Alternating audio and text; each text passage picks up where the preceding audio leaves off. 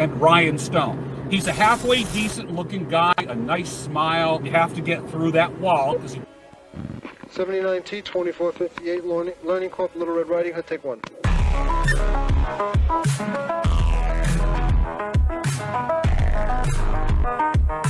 Somebody find out their fucking real names for me. 40 years of my life is in the wire that's gone. Does that make sense? You have to get through that wall. But I only know what my heart feels. Where they say there are Indian people pooping on our beach. Socially retarded.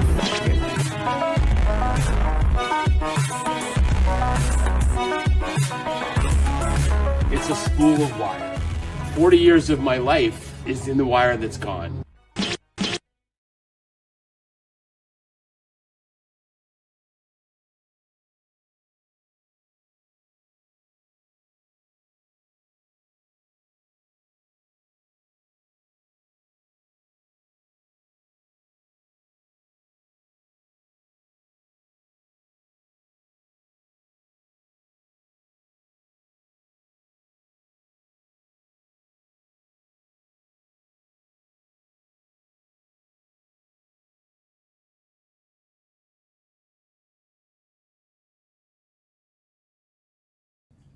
There we go. Test. Better? I was watching old 80s and 90s WWO on YouTube. It's great. Still? God damn it. Why is this thing so bad at this? All right. I'm going. Testing. No, it should be good now. It works fine now. Good. I'm unked up. I looked at it, and Rob got me started on this thing. I was reading one of his tweets, and it was just something one of us had said, like me, Rolo, or whoever, and he's like, you know why I gotta listen to these guys? It's because they're old and they know shit. Yeah, nani? And I was like, that's the first time I've been called old. Old. Wait, hold on a second. We got to do some clearing up here. No, it's fine. You guys are fucking with me here. Yeah, so you've heard the unked up speech. You've heard the Rob speech.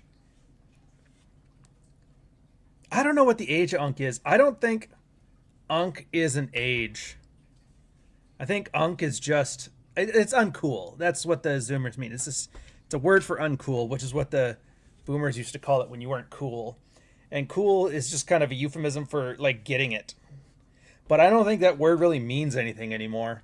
Because, like, back then, we had a monoculture. So, like, oh, you don't know Friends?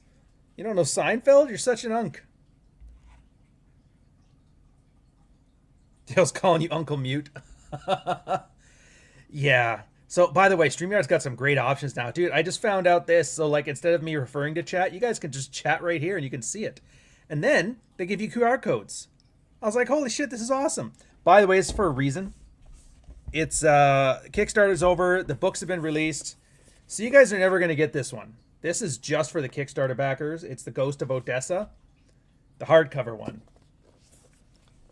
All the guys who are in the Kickstarter get this version, the orange covers, which have been discontinued. Everything now is like this interesting red color.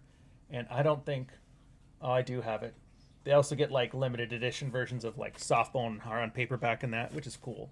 But those are once-in-a-lifetime things, never happening again. I've got 10 or so copies and 5 Kickstarter backers that forgot to give me their address. I think I have some addresses now. So they're getting their copy, albeit a little bit late. So that's... I mean, put your address in. It makes it a lot easier for me.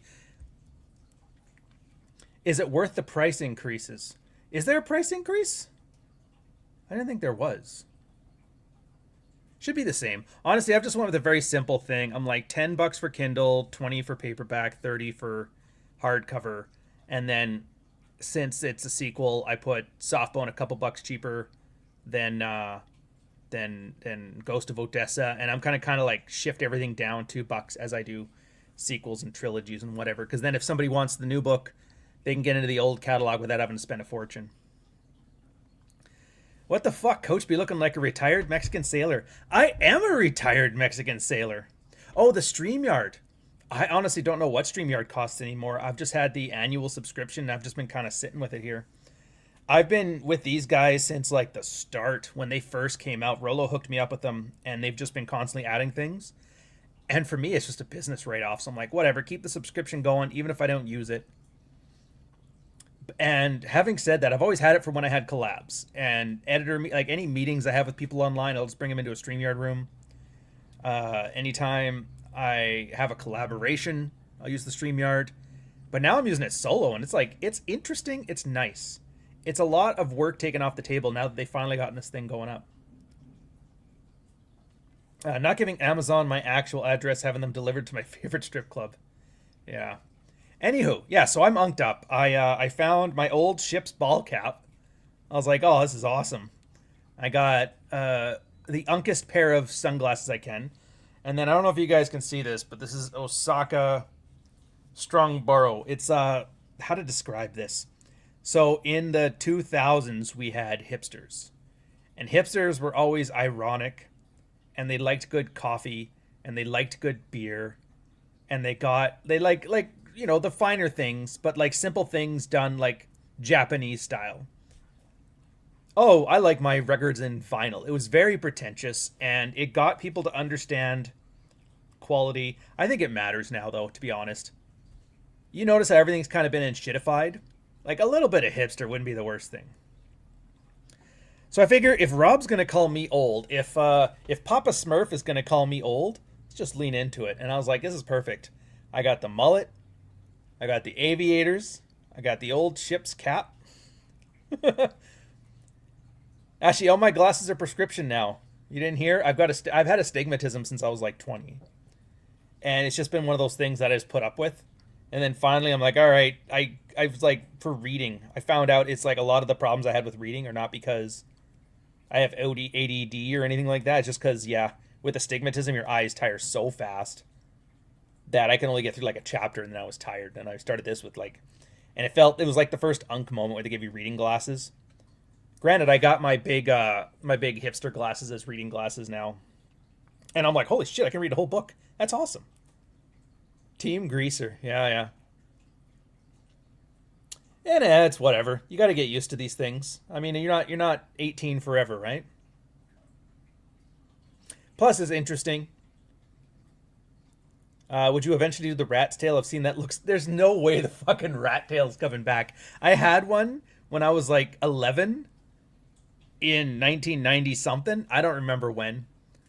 And it's like, no, man. It was horrible. I remember I had that. I had like a Jerry curl mullet. I had the long hair undercut combo with like the part in the middle. I had all the 90s looks. The one where he had like the corduroy was huge. Just had to get glasses, made it to 45, yeah. And this, to be fair, I still kind of don't trust them because I'm wondering, like, if you get glasses, your eyes obviously adjust to the glasses. The glass is supposed to make it easy for your eyes. But do your eyes just stop fighting? That was my question to the optometrist. Like, so if I get these glasses, like right now my eyes fight to make sure they can still see everything, right? If I get glasses, are they just going to stop fighting and do they degrade faster? And the doc's like, no, it's fine. Anyway, these ones are $500. I have a feeling big glasses doesn't want you to know that the more you wear glasses, the less your eyes try to adjust to reading. I like on the fly couch more than the lights and studio vibe. Yeah, well, I mean, I got a new studio now. Now I'm unked up in the corner of my living room, which is nice. It just really sucks because like the CN Tower is right here, and I would love to have a setup where it's like me with the skyline, but and then at like 9 in the morning, especially in the spring, dude, sun's like directly in behind me. So yeah, I've seen the guys bringing back the rat's tail here in SoCal to combat with the broccoli hairstyle. Here's the thing, man. It's something I've learned about looks. Like as a late 80s, early 90s kid, everything was cool back then because it was different. And then 5 years after that, it looks so bad. You're like, what the fuck was I thinking? I think every generation is going to get there. What the fuck was I thinking? The broccoli heads are going to be like, oh my God, what the hell is this? The jogging pant trend, what the hell is this? Everybody's going to know it. Everybody's going to know it. Although I don't know. I just when I see Zoomers now doing their unk like I never want to live till 30 thing, which is not new, which I guess is part of why everybody does too. Everybody pretends they're the first generation to ever figure out that they don't want to hit 30. Heck, Point Break. Remember the movie Point Break, the original one with Keanu Reeves? They were sitting by the campfire then. It's like, man, I won't ever want to live to 30. Those actors are in their 60s now. Some of them are dead. Yeah, glasses the progressives. Yeah, I don't mind the progressives. I just went with like the 2, not the 3 or the ones with all the fucking weird shit on the sides. I'm like, it's fine. Looking down for reading, looking up for everything else is fine with me. Yeah, and the lingo, it's all the same. Like I call it, like you say unk now, as if it's a proper noun. But they used to call it lame. And then the boomers called it uncool. I don't know what Gen X called it. Yeah, Bodhi. Legend. Yeah, legend. They don't say that anymore either. Yeah, exactly. They were in their 30s and they made it. It's just this thing. People worry about getting older. And I'll tell you a story. So when I turned 30, I was in the military and I was working shifts at Biz in Esquimalt. That's Base Information Services. They used to call it the Radio Shipshore Teletype Station or something like that. It's basically like the communications hub for your search and rescue region. And this was the Pacific West Coast region. There's also the Central Canada region, which I think is held out of Petawawa or whatever base is in Winnipeg. Or no, maybe Wainwright. It's been a while. And then the East Coast one, which is out of Halifax, and they handle the Atlantic. And where was I going with this story? Oh, you got your book. That's good. Oh, we're talking about unk and we're talking about back in the day shit that was cool. You know what? I don't think I want to just be sitting here telling Navy stories.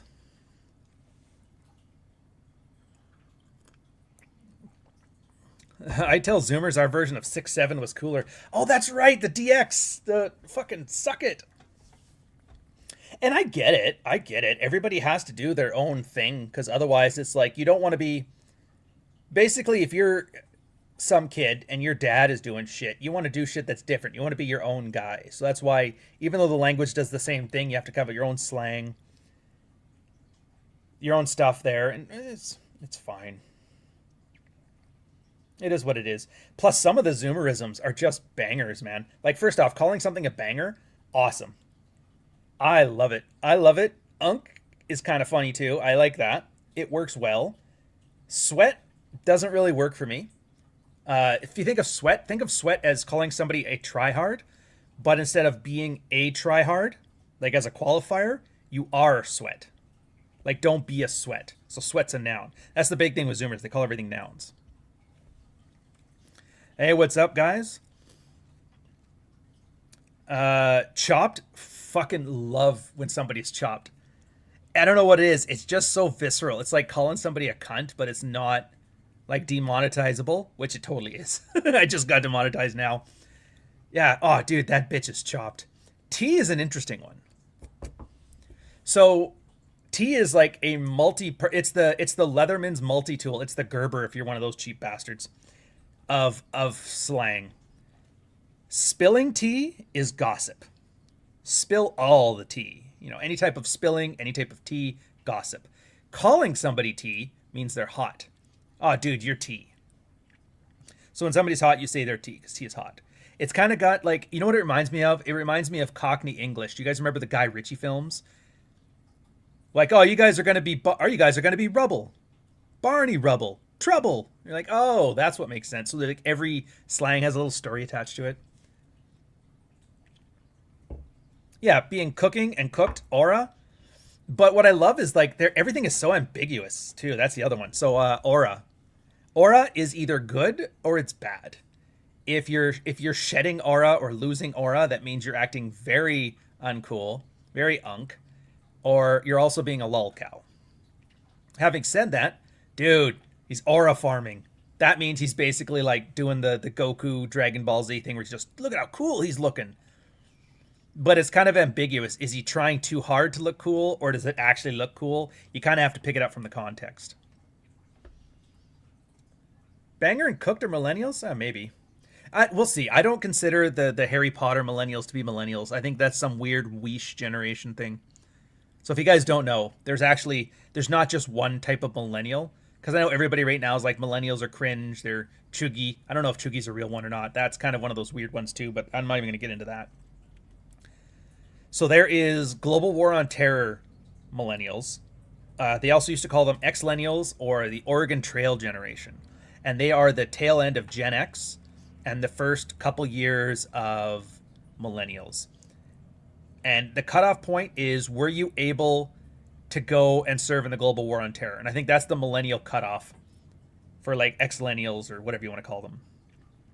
And then right after that, you had the Harry Potter millennials. And that's like the soy face, the everything is like problematic kind of shit.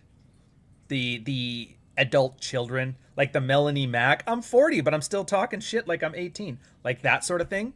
And there is a sharp divide.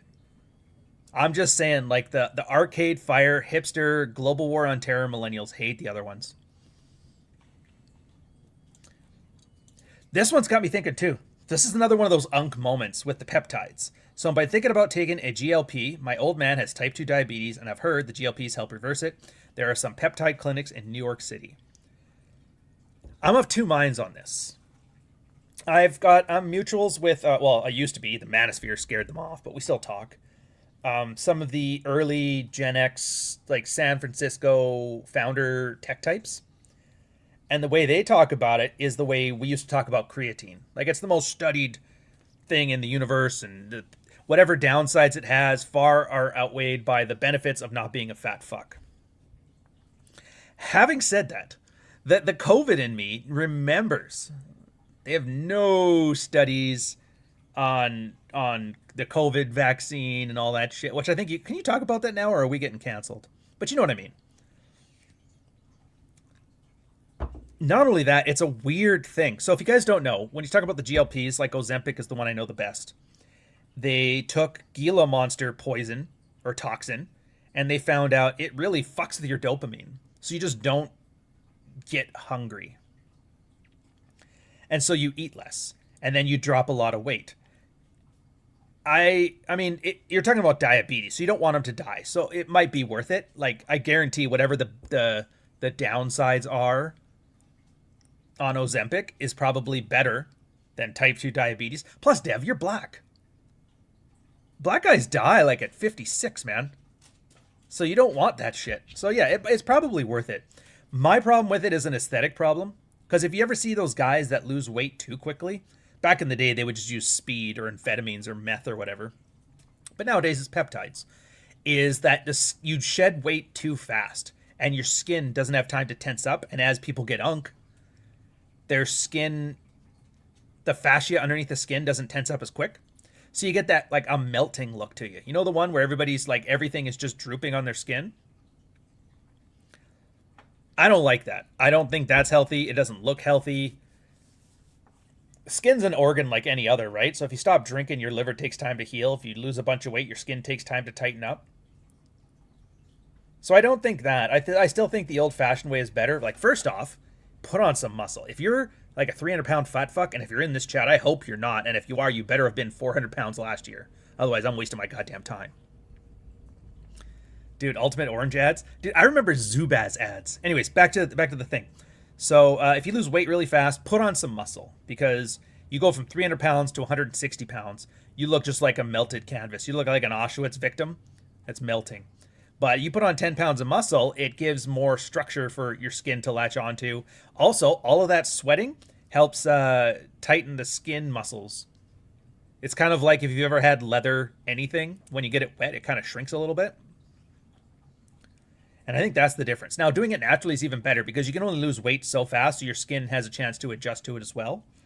Having said that, there's peptides for everything now. It's not just weight loss. The Chinese peptide is the thing. The other thing I'm worried about is back in the day, like the snake oil days, like Victorian era and all that, they used to be given like fucking radioactive material to people. And back then it was the coolest thing and all the hip people were doing it. So just because it's popular and just because everybody does it doesn't mean it's not killing you. So I don't think Doesn't matter how big I would ever get. I don't think I would ever do the peptide route. I figure it's probably better off. But again, my dad died. Again, I'm. This is how you can tell I'm like 15% black, and I got something for that too. Is where like, oh yeah, your dad died in his 50s. His was lung cancer though. He was just smoking. I think that's the Irish thing. Yeah, doing it naturally is better. Forces you to deal with the mental addiction part of food. Well, that's the thing. But at the same time, in the red pill side, it doesn't matter how you win as long as you win. Because, do you guys remember, I think it was 2 years ago? MLD John, he did that liposuction thing. And he put out a bunch of photos on, it was either on Twitter or on his email list of like, where they draw the lines, like where they're going to suck the fat out and whatever. And he was sitting there in like a little Japanese diaper looking thing, and everybody was making fun of him for it. Like, look at this lazy bastard, can't lose weight the old fashioned way, he has to get liposuction. Which I found hilarious coming from the red pill guys. It's like, dude, nobody gives a fuck how you look thin, just look thin as long as you look good, right? Efficacy. So if the peptides get you there and they don't make you look melted, then go for it. But on a personal level, like I said, I just remember the Radeon. Following up on this one, I'm 5'8", 235, and I want to get to 180. I think I'm a pre-diabetic. Yeah, you're a pre-diabetic cause, man. Because my urine has a lot of bubbles. They say you have to weight train 3 times a week. So I'm not a qualified, certified anything, but I've been working out since I was 17. So I can definitely tell you a few things. One, unless you're an amazingly strong power lifter, 235 at 5'8" is definitely way too fat. Way too fat. And I'm not going to sugarcoat it for you. It's like out of shape too fat. I think when I was at my heaviest, and this was me, deployment I think was the heaviest I ever got, was when I hit 210. But it was muscle. It was like there was some fat because it's a ship. And you never don't get fat the way I drank too. But at the same time, I was working out every day. I was eating like 3,000, 4,000 calories a day, 6 meals a day. And it was mostly a stress thing, dude. Because, like, on deployment, we were so stressed. Because everything had, like, they had amped us up with the war on terror, with the Somali pirates and all that shit. Plus, like, your workload was just insane. For a while there, we were in charge of the entire convoy.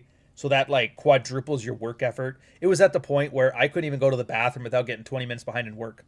So I just didn't piss for 12 hours a day. It was fucking crazy. And so you had to work out. We would make up all kinds of things because the ship is still rocking around. You ever tried working out on an unstable platform? Have you ever tried doing wind sprints when the ground just disappears one day? It's fucking insane. So what we'd have to do is we had to do squats on the easy curl bar, and there was like a dip station where they welded some dipping bars to the side of the ship. And we'd use the handles there as the squat rack. And then you would get 2 guys, 1 guy on each side of you, and they would basically spot you. So if you ever shifted to one side or the other, they'd basically, hold up your fucking bar. And because the way the ship rolls and also the rocking, just the up and down, you would notice like you're doing your set and you're going hard. You're there, guys are there, and we're spotting each other. And all of a sudden you have like a really easy rep. And you're like, oh shit. Because that meant you were at the top. And then you get like a little bit of weightlessness, and then you just like, you do 1 or 2, 3 reps. You're like, this is great. You're like, oh shit, that next one's gonna fucking kill. And so then you would hit the bottom, and then the weight would double. It was just insane. And she'd always warn guys, we're hitting the bottom, and then just, and all of a sudden, and you were doing like maybe 180 pounds on your squat, so it's not heavy. But then all of a sudden, it would turn into 300 pounds at the bottom. You're like, holy shit. So there was that, and then you go do wind sprints on the flight deck. And all there was like a little netting around the flight deck. The flight deck was maybe 10 meters, 10, 15, 20 meters, something like that. So it was enough to do wind sprints back and forth on the no skid. But then occasionally you would go, and then the back end of the boat would just drop and then slide out. So imagine running, and then all of a sudden you look down, and there's just a net there. And you're like, holy shit, and you're going to fall into it. But then luckily the ship kicks back in, and then you run on it again. And you can't fall. The whole deck is non-skid. And non-skid is steel. It's a steel plate because it's a ship. It's made out of steel plate. And then they have this thing that's got like steel shavings and granite in it or something. I don't know what it was. It was just sandpaper, like 2-grit sandpaper. So if you ever fell on that, you would just shred the shit out of the skin on your body. I think everybody on the ship has at least some massive scarring on their legs from it. It got so bad that even I was using a skipping rope for a while, and it would just tear through the skipping rope. So eventually you would have like frayed cable sticking out of it, and then anytime you'd miss a skip, it would just basically, you're like whipping yourself with cabling. But yeah, so this point, yeah, pre-diabetic. But keep in mind too, that's like 50 pounds. And you're probably right, 180 pounds at like a normal muscularity, it's on the thin side for 5'8". I think at my thinnest, when I was very lean, I was about 190. And I usually float nowadays between 190 and 205. I kind of wouldn't mind 185, but at that point I'll look like marathon lean, like swimmer lean, which is fine. But yeah, so you don't have to train 3 days a week. What you have to do is, well, I found the best way was day on, day off, and then you would do a split. Because ideally, what you want to do is you want to have it so that every workout you do is at least as good, if not better, than the previous workout. If you weren't able to lift as much weight, that means you weren't resting enough. So you can either drop your intensity or up your rest periods. That's the good way to do it.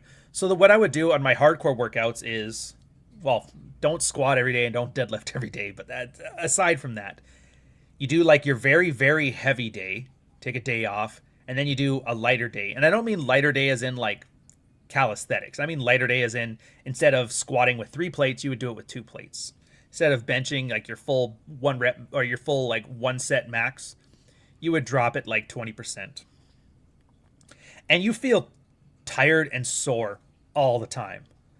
You know, like I'm not talking DOM soreness, like when you work out and you haven't worked out in 3 months, how you're so sore you can't even walk. That's one soreness. But this other one is like a nagging, dull soreness. And it's a great feeling. Like you got energy, but you're tired. Oh, it's just fucking wonderful. 160 at 5'8". Jesus. I couldn't even imagine. That. So it's not so much 3 times a week. As long as you're meeting that. And maybe you're one of those guys that heals, like recovers really well from it. Like you got high testosterone or whatever. And you can do 4 days a week, 5 days a week. That's fine. But those guys that were doing like 5-6 days a week, you're usually doing splits. So you're only working out the one body part maybe once or twice a week anyway. Drew Bay would be the better expert on this one. He was great at it. He shows you, like, he has very light weights, but what he does is he focuses on time under tension, which is great as you get unk.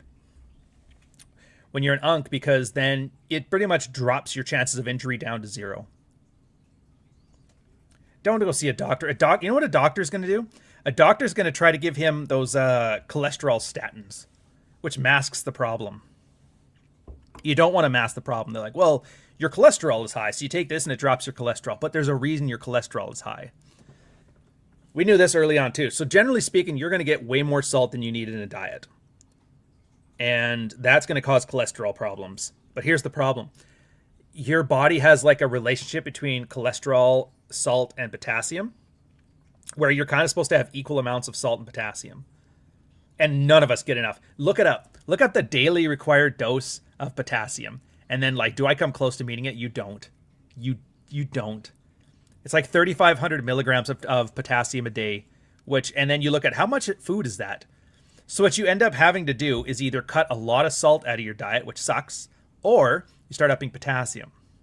And what you want to do is there's this potassium chloride, which is like salt, but it's potassium, not sodium. And then you start adding that. It actually tastes interesting. It's kind of like salt, sort of. As far as cooking, you don't want to use it with cooking because salt has other mechanisms other than just the taste in food. There's a chemical reaction that you need salt for on things. So what you would do is when you're sprinkling salt on things, you would use the potassium salts on there, Dev. Keep in mind, though, and this one, I have to look this up. It's been so long, I don't know this one. So obviously your body can process so much salt and so much potassium. But if you're taking too much salt, you up your potassium to match it. But then your body needs, like, I don't know what it needs, but it needs a third chemical to help you process the overabundance. And I don't know which one that one was. It's probably something like calcium or something like that. Yeah, I want to say it's calcium, but I could be mistaken, so look it up. Don't quote me on it. And it's the idea that if you don't then up your third mineral, vitamin, or whatever, your body starts to eat away at that. And obviously, if it's calcium, it's going to eat away at bone density. You get an issue with osteoporosis when you're older. Another good example of this is iron, copper, and vitamin C. So if you have too much iron in your diet, and for a lot of meat-heavy diets, you're going to get that, it inhibits your body's ability to absorb copper. And inhibiting your body's ability to absorb copper prevents you from vitamin C, and then obviously scurvy becomes an issue too. So you see what I mean? Like with everything, everything's kind of interchanged. This is another reason I don't like the peptides. But again, it's you got to do with what you got. ChatGPT, or just AI in general, is great for this. If you want to find out the relationship between minerals and vitamins, water soluble, fat soluble.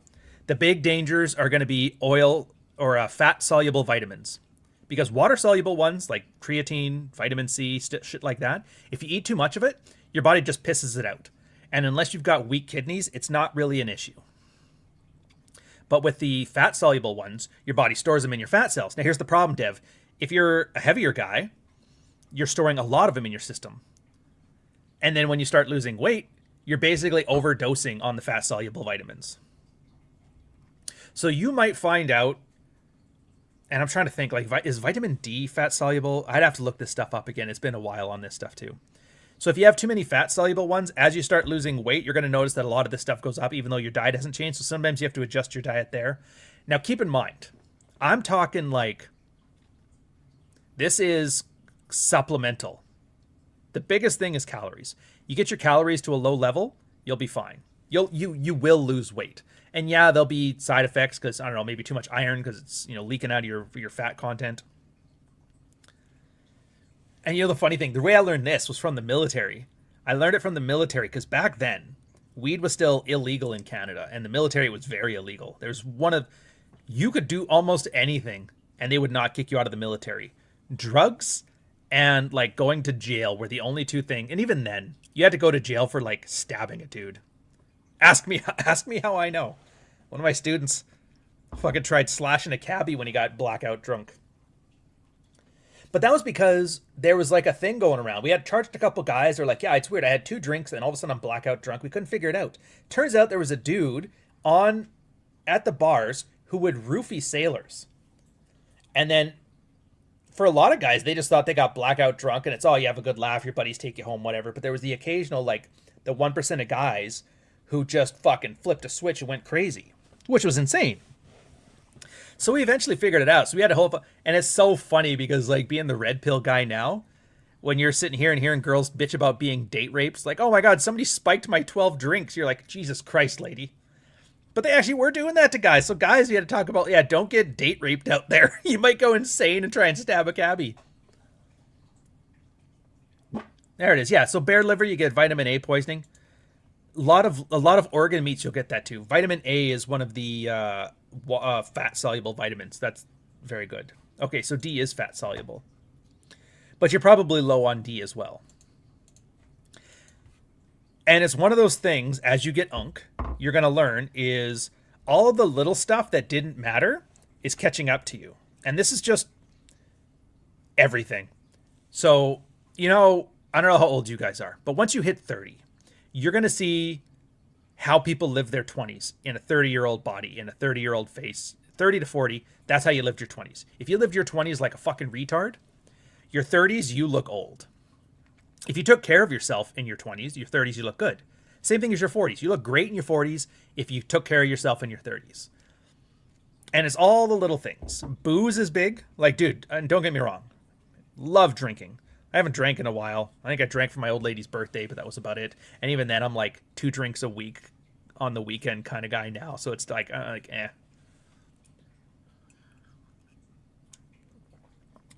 Yeah, 1 tablespoon of polar bear liver can kill a human. And that's the thing. So like everything is poisonous too. When you're worried about, oh, they say this is deadly, this is poisonous. Toxicity is a matter of dosage. Nothing is poisonous until you have too much. Water is poisonous if you have too much.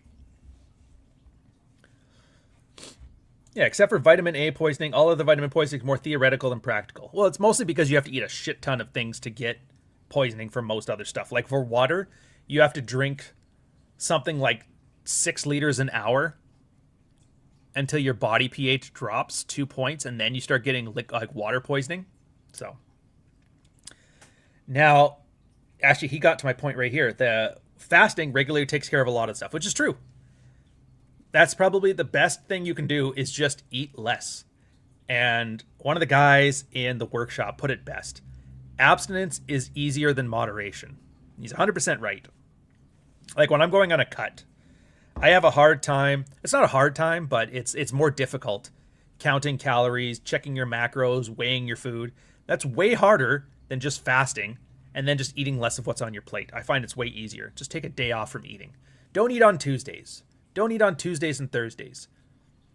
If you're on a normal diet, which is like 2,000, 2,500 calories a day, and you need to drop weight, so you're supposed to cut 500 calories a day out of it, you take a fast for a day, that's 2,500 calories. That's 5 days of moderate eating by not changing your diet and just taking a day off. It's fucking crazy. It's awesome. Oh, dear God. The fact I need to get up in the middle of the night to go take a piss tells me I'm getting old. No! Not the bladder issues.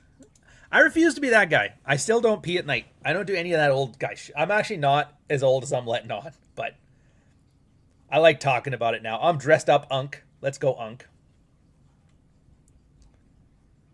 And it just means you need to focus on different stuff, and that's fine, too. You kind of should have been focusing on it earlier. Weight. Huge thing on this is weightlifting. Like ego lifting. It's something I tell every guy who's in his 20s, because we all ego lift. Every guy in his 20s ego lifted. And every guy in his 40s who's complaining about his joints or whatever had these same problems in his 20s. I guarantee you. It's not an old guy problem. It's just young guys can shrug it off faster. So it's not that your body can't respond like it used to. It's just you feel it more. Which sucks, because when you're in your 20s, that's the time to start adjusting your habits. And I would find, like my buddy's shoulder was a great example. My brother's shoulder, bicep, calf, pectoral, another good example. My brother is like used basketball parts, man. He tore his ACL because he bought, there was this gimmick. I don't know if you guys remember it. They were like trainers for shoes for basketball players. And he wanted to increase his vert. So what the shoes were, they had like a big puck on the toe. And the idea is you were always bouncing on your heels, and it was strengthening your quad or your calves, and then you would get a better vert from it, which is true. But it also made it more likely you were going to snap your ACL. Here, big snap, fucking muscle comes up. He was like 24 when that happened, which sucks. Here's the thing. How do you know your limits if you don't ego lift just a little bit? You don't want to. You just don't. Oh, but your limits. It's like you're at the gym, dude. Who gives a fuck about your limits? Here's an example I'll use to put it in perspective. You go to the gym every day. I'm just using ballpark numbers. Don't worry about it.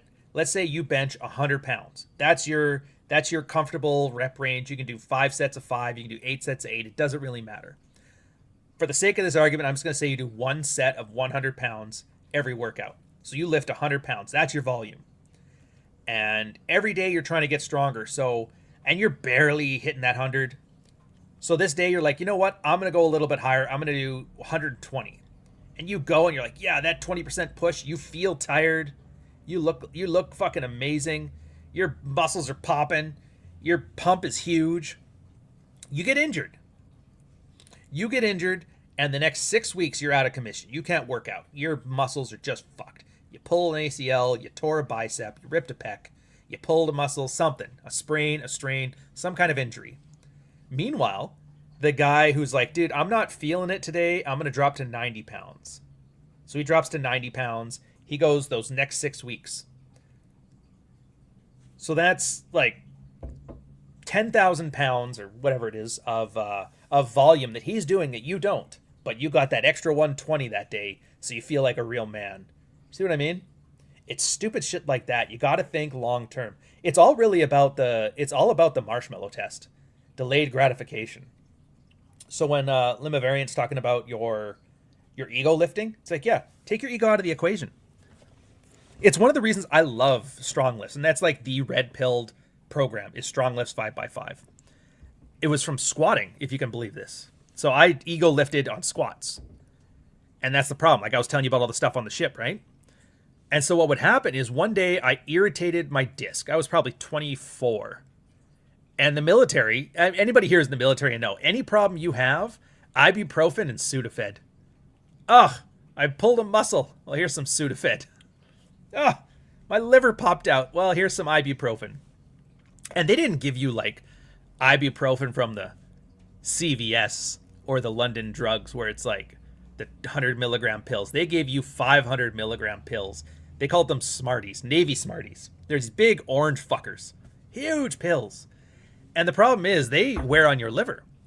So, and if you're a normal young man, you're drinking on the weekends. So you're drinking on the weekends, you're taking Navy Smarties, your liver is just getting beat to shit.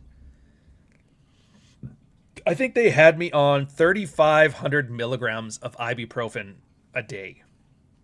And it was great because I didn't feel my back. My back didn't hurt. Otherwise, it was just like I couldn't sit. I couldn't, like, if I was doing anything other than walking, I had like a dull throbbing pain all the time. And I'm like, I'm 24, man. I'm too young for this kind of pain. This is old man pain. But I listened. And then I got into strong lifts. Now, here's the thing about strong lifts. You start, like you tell everybody, if you haven't lifted in a while, start with the bar. You're going to feel embarrassed by doing squats with just the 45-pound Olympic bar. But doesn't matter. So here's how injuries happen. Like the ego lifting, but here's a more structured articulation of the mechanism. When you lift, you have primary movers and supplementary stabilizers. The primary movers we all know. That's your bicep, that's your tricep, that's your deltoids, that's your chest. Your quads, your hammies, your glutes. There is 100 stabilizing muscles of which none of us know the names of because they're all weird Latin shit. So those muscles are there to keep your body steady. And your joints have to follow a pattern. You want stability and mobility. And you just go down the joints. So in your back, you want stability. In your shoulders, you want mobility. In your elbow, you want stability. In your wrist, you want mobility. And all the way down the chain. If you're lifting heavy, what happens is too heavy, like ego lifting, your stabilizing muscles, they opt out. They're like, I'm not strong enough to do 120 in that example. So they opt out, and your primary movers are stronger. Like, my glutes are strong. They can handle this. And so they take over as your stabilizing muscle, which is fine at first. But eventually, you get tired. I'm sure you guys have all lifted to failure before. We've all lifted to failure. When you lift to failure, your primary movers get tired. And when they get tired, they just stop. Now, your stabilizing muscles opted out a while ago, and your primary movers are tired, so what takes the load?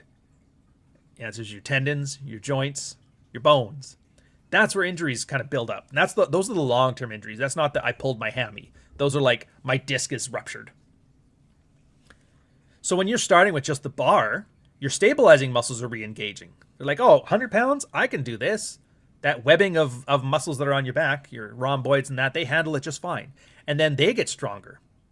Now, they're type 2 muscles, so they don't get big, but they get strong. It's like your calves. It's like when you're running. You're running, those muscles get strong and they get stable. So then you could start lifting more weights, and your primary movers can do what they do, primary moving, and your stabilizing muscles are strong enough to keep them in place.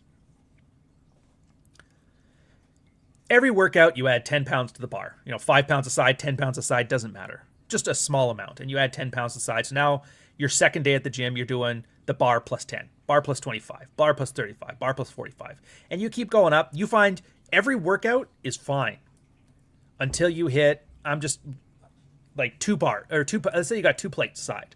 And that's the first workout where you're like at the 5th set of the 5th rep, like, dude, and you didn't make that last rep in good form. So you're like, all right, that's my limit right now. You drop it 20 pounds or 20%. So in this case, you go from that full plate to a 25. So you got a plate and a 25, and then you do that again. And you keep running up to your wall and then walking it back. And then you run up to your wall and you walk it back. And you'll notice every time you do slightly more. Now for me, my back's been fucked since I was 24. And I was doing strong lifts and I was like, oh, that's great. Like as soon as I hit the 2 plates on the bar, I'm always worried about my back. I'm terrified about breaking it again.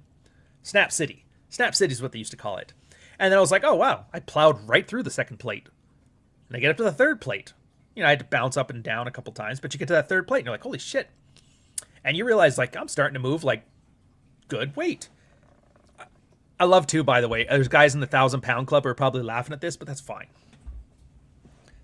We're not all made to be power lifters. And then you realize, oh, dude, I can handle this stuff. You just handled it slow.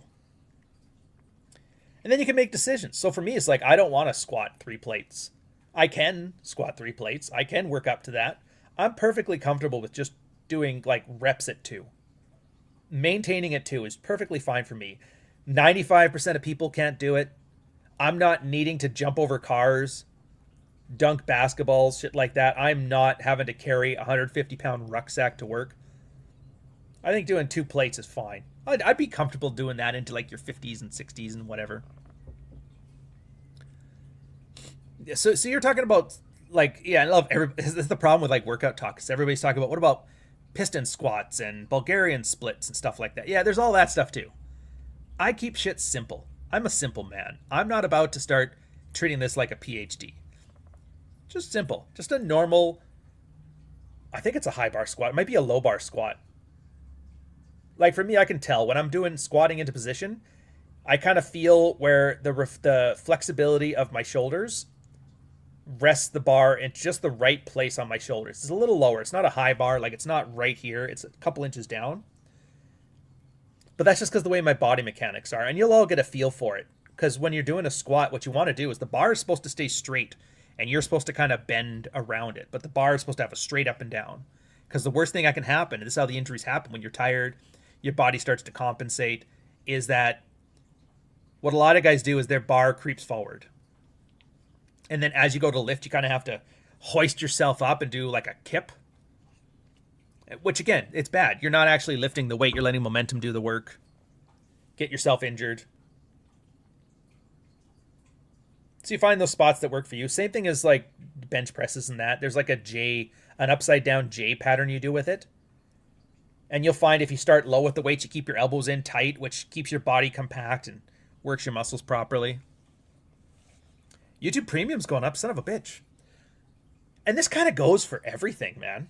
This goes for everything. You don't want to like hit on girls' ego lifting style. Yeah, I make 1,000 approaches, and I'm all for mass approaches if you don't know how to approach. When you're first learning, you're gonna kind of have to. But then as you get better at it, you don't need to make 100 approaches a week. You need to just approach whoever's there. If I could think of a theme to describe it, I would just say it's you don't have anything left to prove. And it happens younger than you think. You'll be in your 20s realizing I have nothing left to prove. That's why in Fuck Files I wrote about that time where I was like, that was my big thing, was like keeping track of my notches. 20 notches. And it's this girl, this girl, this girl. And I remember every girl's name because for me that was important. Then I ran into that girl that like I'd slept with, I didn't even remember. And then I realized like, what the fuck am I trying so hard for if I don't even remember? And then it was just, meet a girl and see what happens. It's the same thing. I don't need to get I don't need to get 1,300 lays or 100 lays or anything like that. I'm perfectly fine where my number is. Where is it? Well, I know it's over 27, but beyond that, I stopped counting. And it's the same thing, because look at that, who's that fat fuck, John Anthony. 1,300 lays. Now, I obviously know he hasn't gotten 1,300. There's no fucking way. There's not enough days. You would get sick. You have to take sick days. You can't get 1,300 in 10 years. There's not enough days in the year unless you don't have a job.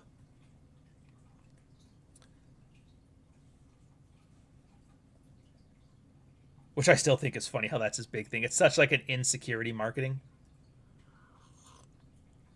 But what did he have to do with the gear? He got the pickup version of Snap City. He's fucking troons. He's pulling a Cernovich, getting blown by transgender whatevers.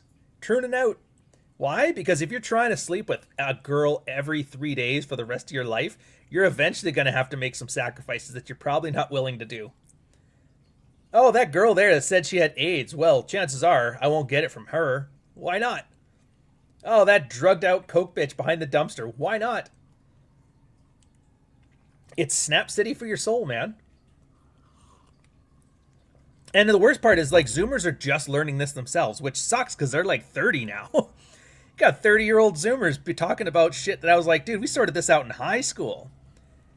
And millennials, and we were the late adolescence generation. You remember that? We were the ones that were told, like, oh, you guys haven't grown up yet. You're 25. How do you not own a house and have 3 kids at 7 years old? You're like, oh, I don't know. I'm going to the pub right now. I don't know what to tell you.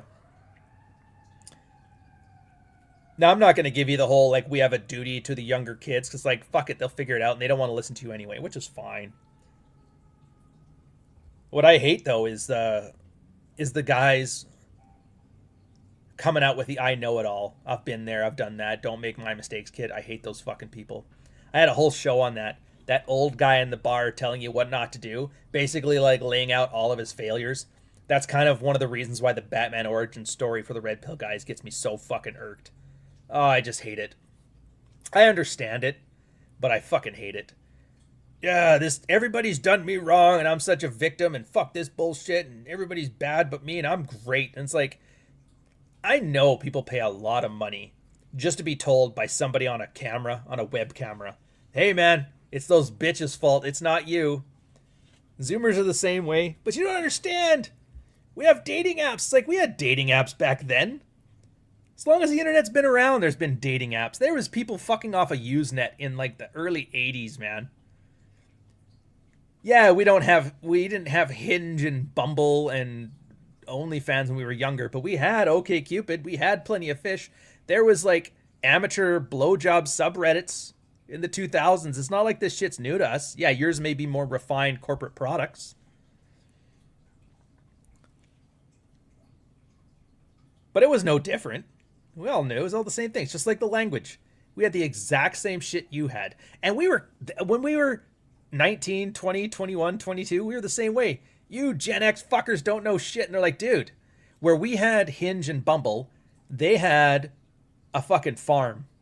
I remember that in my town, we had a farm, Radmacker's farm. And you would go there and party. And that's where you would fuck a 16-year-old behind the bushes. Back then, you were 16 to 19. Like, you were within the law. I'm just going to say that for covering your ass versions there. Oh, man. All lifters remembered when Zizix died, or Ziz died. Yeah. You guys laugh right now at, like, Clavicar. That was just Ziz. But Ziz has way more charm.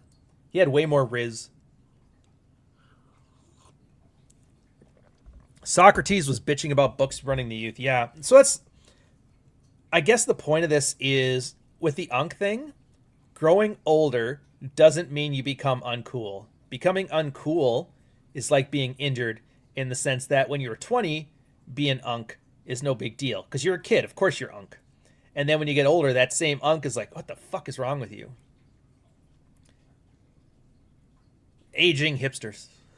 The Matt Walsh. Every hipster turns into Matt Walsh eventually.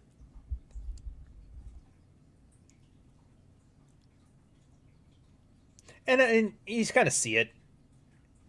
You've always seen it. I still remember my 20-year high school reunion, man. I was fucking brutal. I came in there bright-eyed and bushy-tailed because I'm one of those guys, like, I never enjoyed the high school experience. My big goal was to get the fuck out of there. So when I got back, I didn't remember anything. I didn't remember anyone. And I was just there like, give me some nostalgia, man. What did we do back in the day? And there was a lot of people that just didn't move past it. They never left my small town. They never changed. They never grew. They never did anything. And when you're 20, not doing anything was cool, right? Tryhard was the worst thing you could be called in the 90s. But then if you're a tryhard in the 2000s, it's like, that's a little bit. If you're tryhard in the 2010s or late 2010s, at that point, it's like, dude, what did you do with your life? I moved across the street from my parents. That's it? That's your whole story? It's like, dude, I can tell stories all day about cool shit I did. And I'm not saying this is like I'm some kind of example of masculine excellence or something like that. I'm going to save that for the Donovan workshop. No shade to Donnie. But you know what I mean? And there's real lessons to learn. course, that's the problem now. Is because if you're framing it as in like, learn no lessons from me, I'm the elder patriarch, nobody's gonna fucking listen to you. Why would they? Shut up. Shut up, you retard. You're sitting there in a ship ball cap and an Osaka fish market beer, wearing aviator shade, drinking out of a Le Creuset porcelain mug because you can afford to pay $30 for a cup. It's like, fuck you. I earned the money. I'll spend it on the dumbest shit I want. Yeah, never gone to my high school reunion. I was told by a football coach that I should leave and never come back. Best advice I ever received. I agree with that. To be fair, I went back because I haven't been to the family ranch ever. I never went back, and so that was my one time to go back. I brought my girl with me, and she got to see my childhood. She got to see the ranch. It's like 1,000 acres. Like, I'm just walking around the backyard, and she looks over. It's like, is that a fucking cow? Oh, yeah.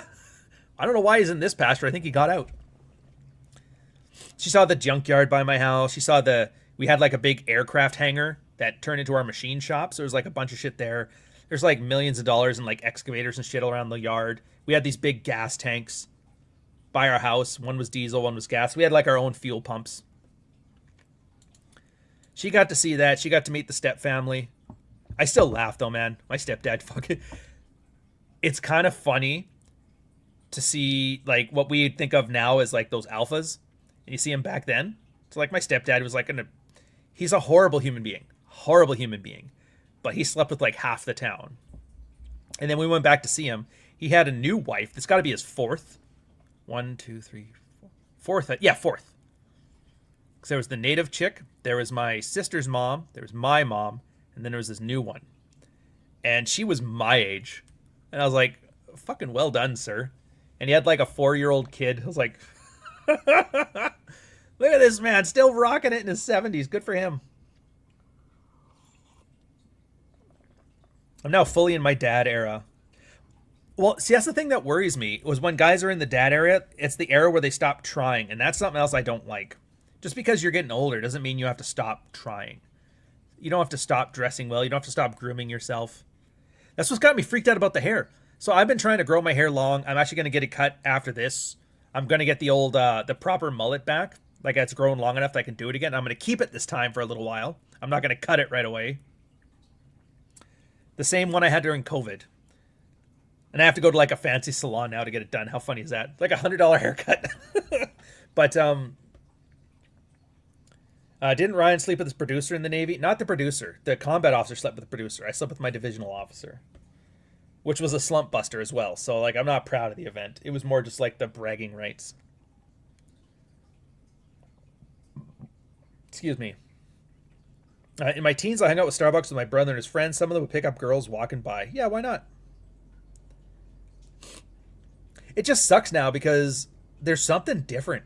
I don't know what it is. It's, the pizzazz isn't there. The shine isn't there. And maybe it's just a case of, like, you see it online.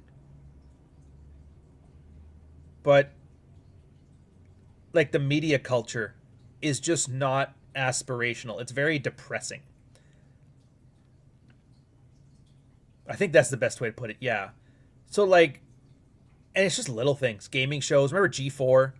There was hot chicks, very cute chicks. There was Olivia Munn, Melanie Mack, as, like, the young, cute chicks talking about PlayStation 1 and PlayStation 2 and shit.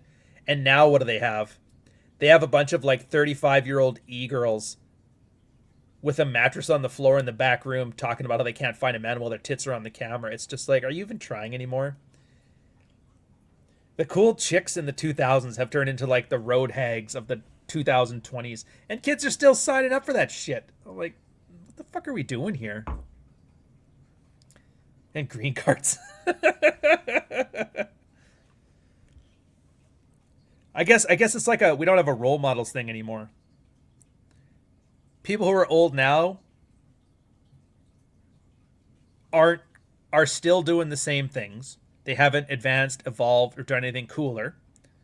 They just they found their niche. It's like the peaking at high school thing, but now it's like you peaked at 30 and now you're 50. What the fuck are you doing? And then you see the new generation, and it's a lot of people who aren't even trying to peak. Like, what's I know I'm picking on Clavicar here, only because he's like the most obvious example now. But there's those Jubilee videos, you know, the ones where Like 5 guys meet 5 girls and they try to put them together, and they're just, the girls are all frumpy. Like, these are girls that used to get bullied by girls, and now they're like the hot examples, and you're like, what the fuck? And the guys, I mean, it's mostly ethnics now. It's mostly third world children, and you're like, what the hell?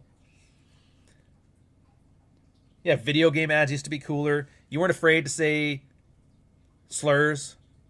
Calling somebody gay wasn't seen as a big deal. It was just kind of funny. I don't know.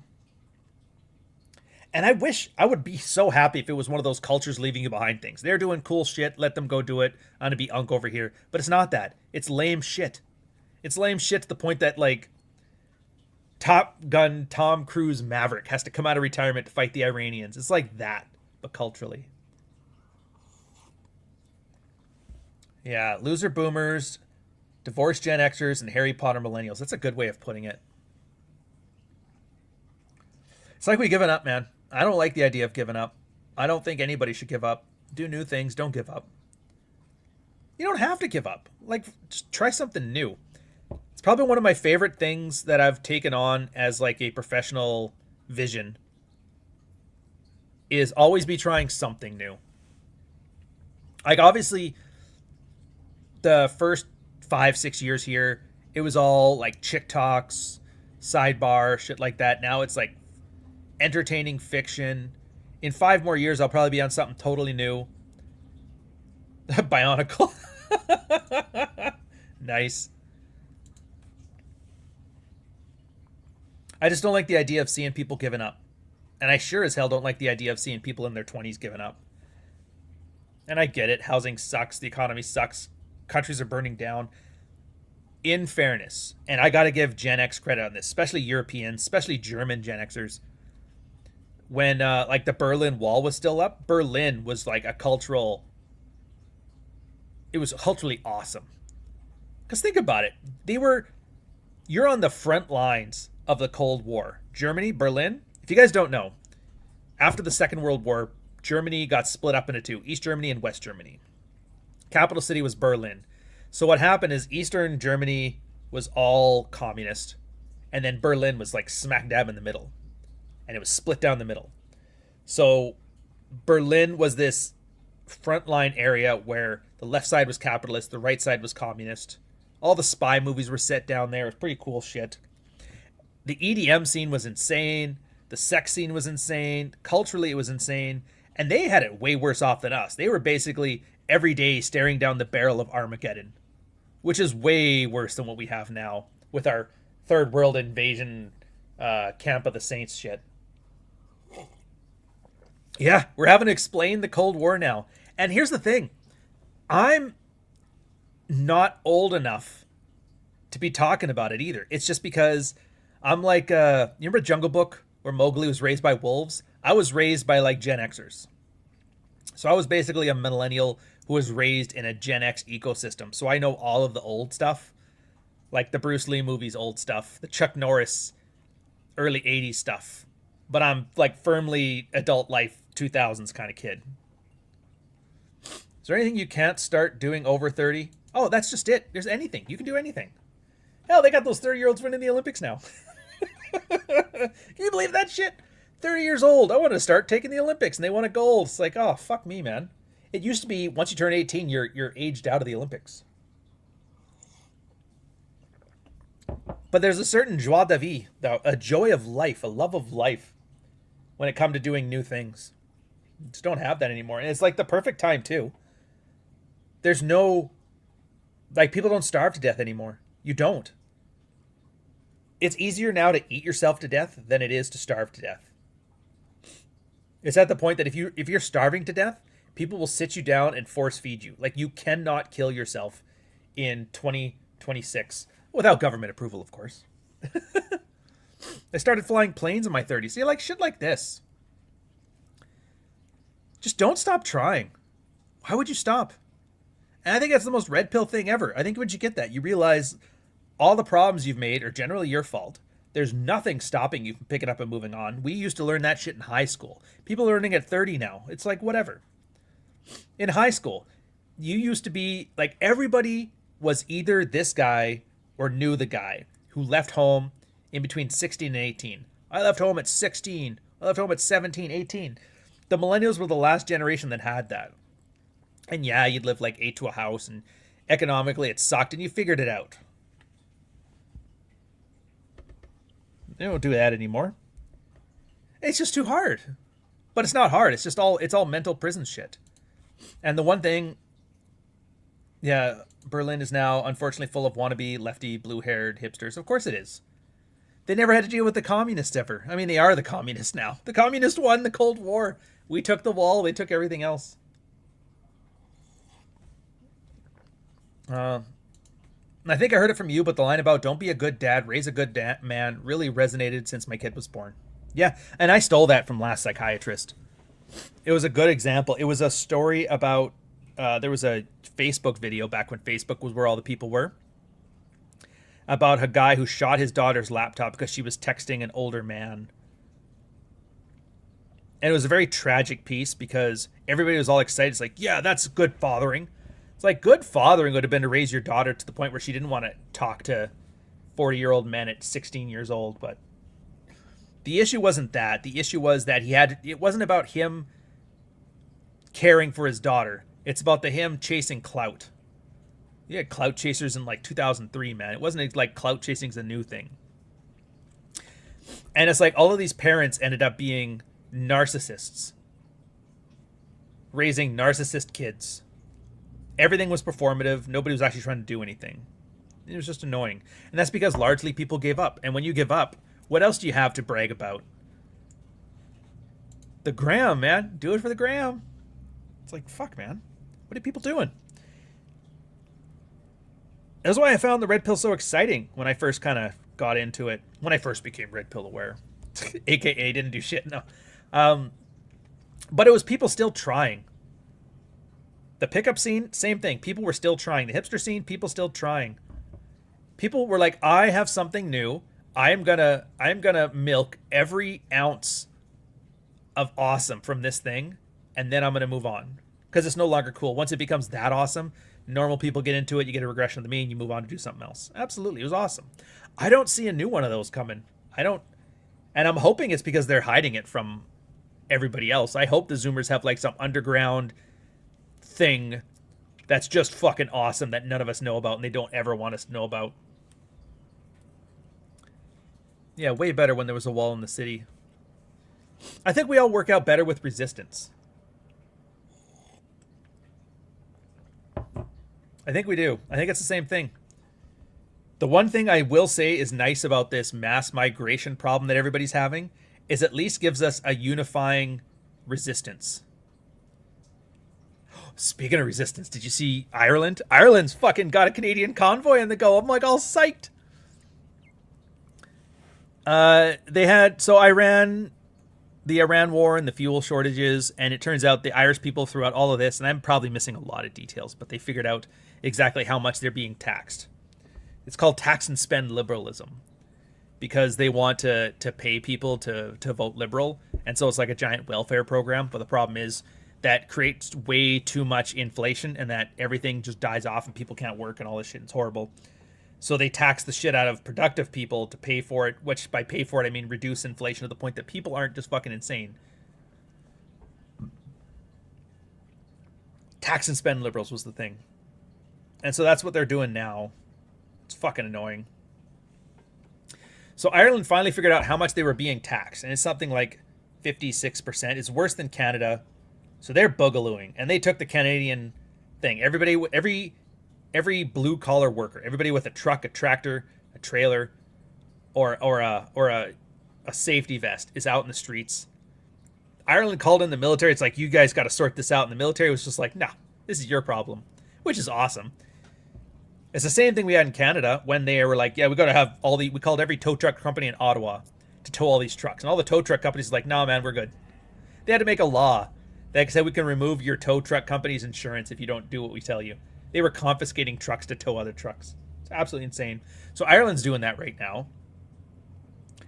And you're watching the Canadian convoy play out. And I have a feeling you're going to get to see more of those. Now, my question is, how awesome is that going to be for cultural stuff? Yeah.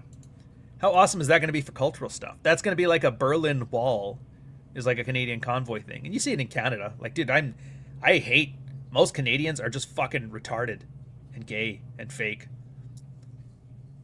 But there's a small enclave of really, I'm going to use some based. A lot of tea out there. Of course, they're all leaving, and I hope to join them soon enough. I think it'd be cool. You're going to see a lot of that coming out of Ireland, a lot of really cool Irish people coming out of this. The States even had it during the J6 thing. Like, of course, a lot of them are kind of cucked out, and that's the problem. Like the Baked Alaska, or who was the other guy that went to jail for that Hillary Clinton meme? The J6 protesters, there was real potential there, and nothing kind of came out of it. Because, again, unk. Everybody became unk. Yeah, overtaxing the regular people while being a tax haven for corruptions is not a good mix. And they picked Ireland. Everybody forgets that place was... I almost wish I was an adult in the 80s, because that shit was cool. If you guys don't remember, I just talked about the Berlin Wall stuff in Germany, but Ireland had the Troubles. You know what the Troubles were in like the 70s and 80s? They had a terrorist cell in the city, in the country. The IRA and the Sinn Féin, they had a political party, they had a terrorist group, they were bombing shit. It was so cool, they put it into movies. There was this one with Jeff Bridges and Tommy Lee Jones. I can't remember the name. I think it's like Blown Away or something. Terrorist bomber bombing up the shit in Boston, and he had to stop him. Patriot Games with Harrison Ford. Started off, IRA terrorist attack, tried to take out the royal family, and Jack Ryan had to take him out. It was like the coolest shit ever. And we stopped having that for a while, and then, you know, we got fat and we got lazy. And then people stopped trying, and then everything became unk. And now the Troubles are coming back. I don't know. Yeah, I like that Ryan Stein guy. You know, I tell you what, we're gonna get to this in just a sec. Let's talk some shit. Who are we gonna make fun of? Dude, I forgot about this one. One of the guys who ran the Red Pill channel sent me a message. I actually appreciate that you took it from an idea-based perspective instead of ever resorting to personal attack. Like, if this movement is actually going to be dangerous, do we need to understand it so that we can take it down? I knew going into it that this might be a hot mess. I'm not going to have those guys back on my channel again. Absolutely not. Yeah, the whole family, we did some DNA testing thing, because we're like, everybody's got our info anyway, fuck it. I found out some new things about myself, which is interesting. Found out, because before I just took my brother's DNA test and I assumed that myself, and it was the old stuff, so it wasn't quite as good. I'm actually more Scandinavian than black. I always thought from the first test that I was like 20% black and 80% English and Irish. Turns out I'm like 20% Scandinavian. It's like 12% black, something like that, and then the rest is Irish and English. So I'm actually more Northern European than Jack and Rolo. Could you share the raw Minecraft server map on the Discord? I want to try a new update on it. Oh, it's a good point. I think it still has... Here, give me a sec. I got to look it up. I think it's still online. You can just pull it up.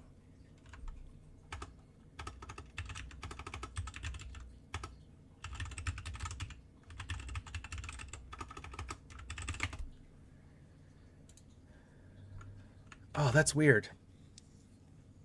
Oh, that's why I spelt it wrong. Minosphere. There we go. So if you're actually curious about the Minecraft server, it's still running. There's the map for it.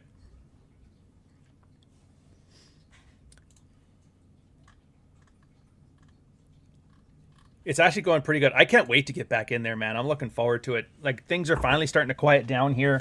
The Ghost of Odessa's out. Work on some new books. The summer's coming, so it's no longer the depressing winter. So it'll be fun to get back into getting the gaming channel and the movie channel up and running again. I like it. It'll be fun. So yeah, that kind of made me laugh. It's like, oh, I'm very Scandinavian. Interesting. Well, that's what I assume. The Vikings colonized a lot in England for a long time. So I assume this all has to do with like the Norman invasion kind of stuff. But that's something that always made me laugh when everybody's talking about, because I made a lot of Canadians here, a lot of white guys. And then we started talking about family history. And my family goes like way back on both sides. Like the mom side of the family, we had the black side, was like came here on the Underground Railroad, which is kind of cool. And then the dad side of the family is like very loyalty list shit. You'll do digital right again. Somebody in the chat said you were book pilled and lost your way. I'm for it. I'm for it. Like I said, it's interesting now because like I have to come up with a new 5-year plan because for the last 7 years I've just been kind of going hard and not stopping because I wanted to build something cool and not unk for all of us. And the red pill stuff, it took like 5 years to get all the sidebar out and all that shit out. And I still do the workshop and that stuff's all great. But it's kind of in a state where I like it. So I can just maintain it without having to worry about growing it. And the book side is kind of getting there too. We're like 8 books in, 3 fictions, 7 non-fictions or however much it is right now.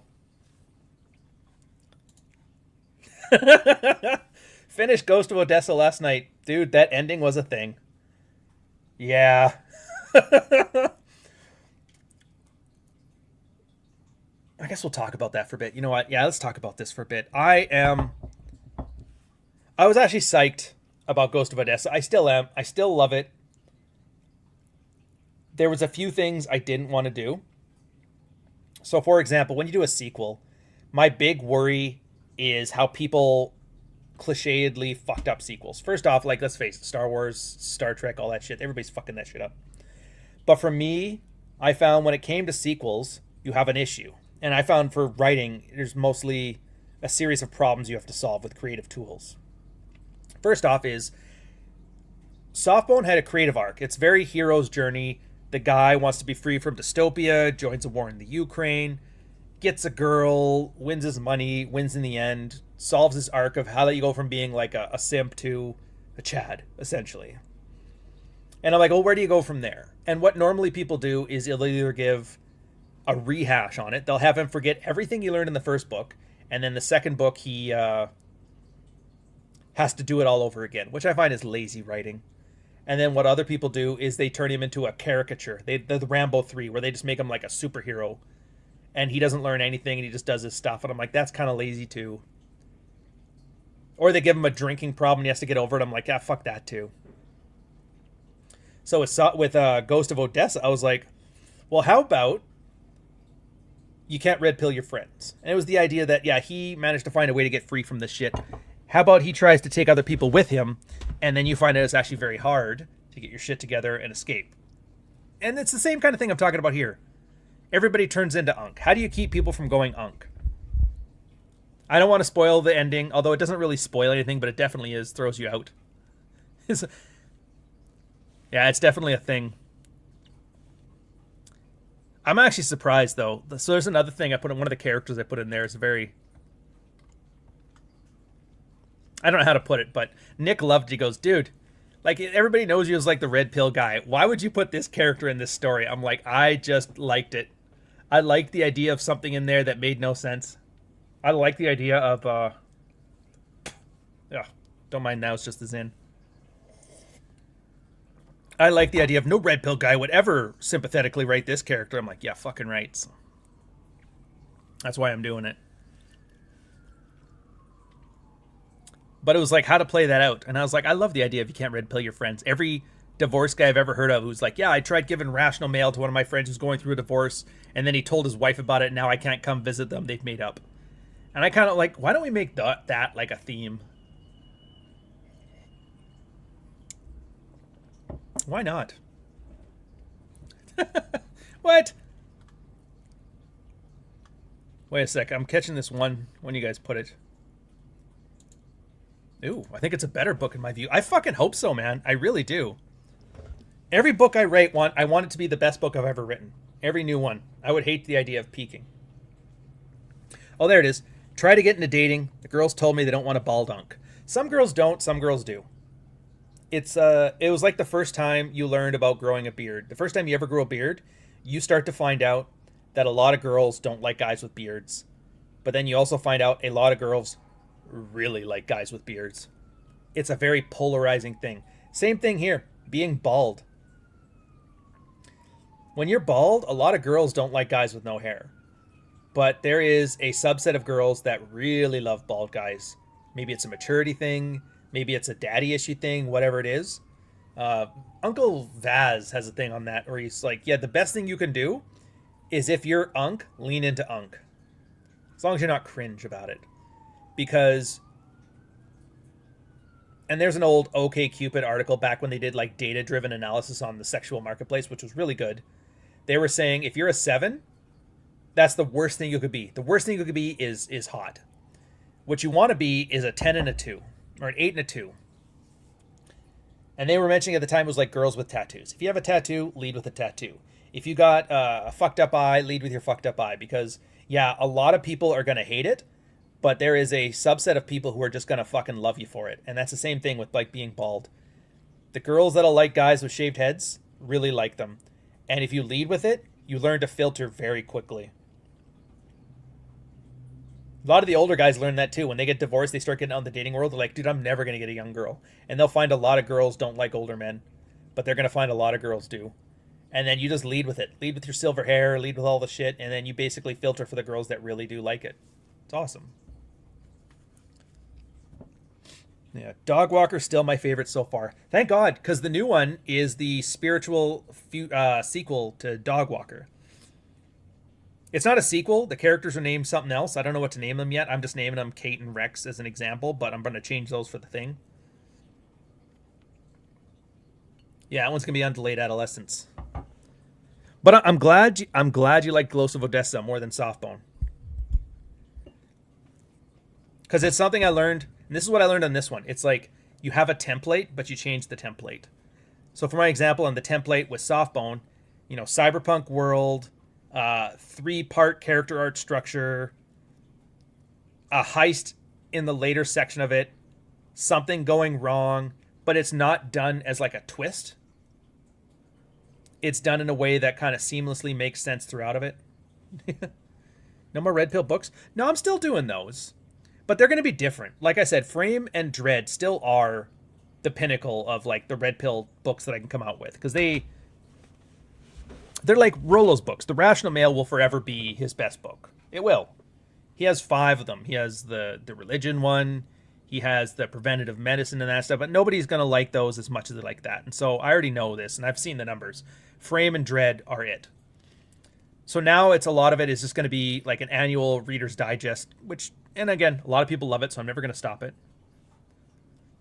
Because that's the issue, right? And Crom is right. There's nothing significant to cover after Prax 4. It's mostly practical application of the stuff that's already been in Prax 2 and 3, like Frame and Dread, or 1 and 2. And as long as you guys want it, I'll keep doing it. Like, whatever. It's not that I don't have a passion for it or anything. Right? Do something Conan like. I was actually tempted. Everybody, like, I don't generally like fantasy in books. I don't. But like I said, I always try to challenge myself and write something that I wasn't able to write before.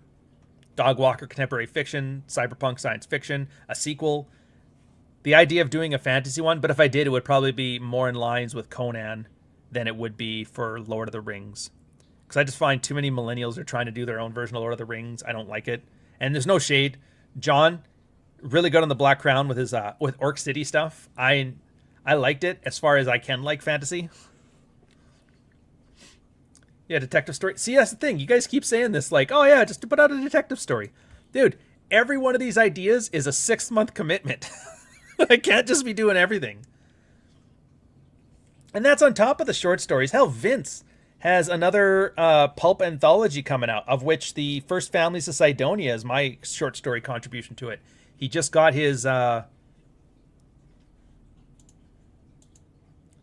working on Conan 3. Seems a tad too late, but I'm interested. Yeah, maybe. Could be good. And then the Elric of Melbourne stuff. Oh, Eric of Mellenborn. Let me see this. Eric of...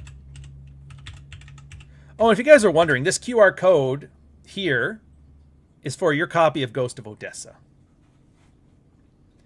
An English Sword and Sorcery. Oh, dude. Okay, yeah, that looks a lot like when they did Heavy Metal with what's-her-face, Tigra.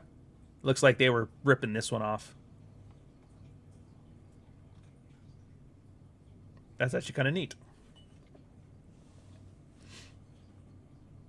Sure, why not? Fuck it. Let's take a look. So no Jeet orcs. No. Look,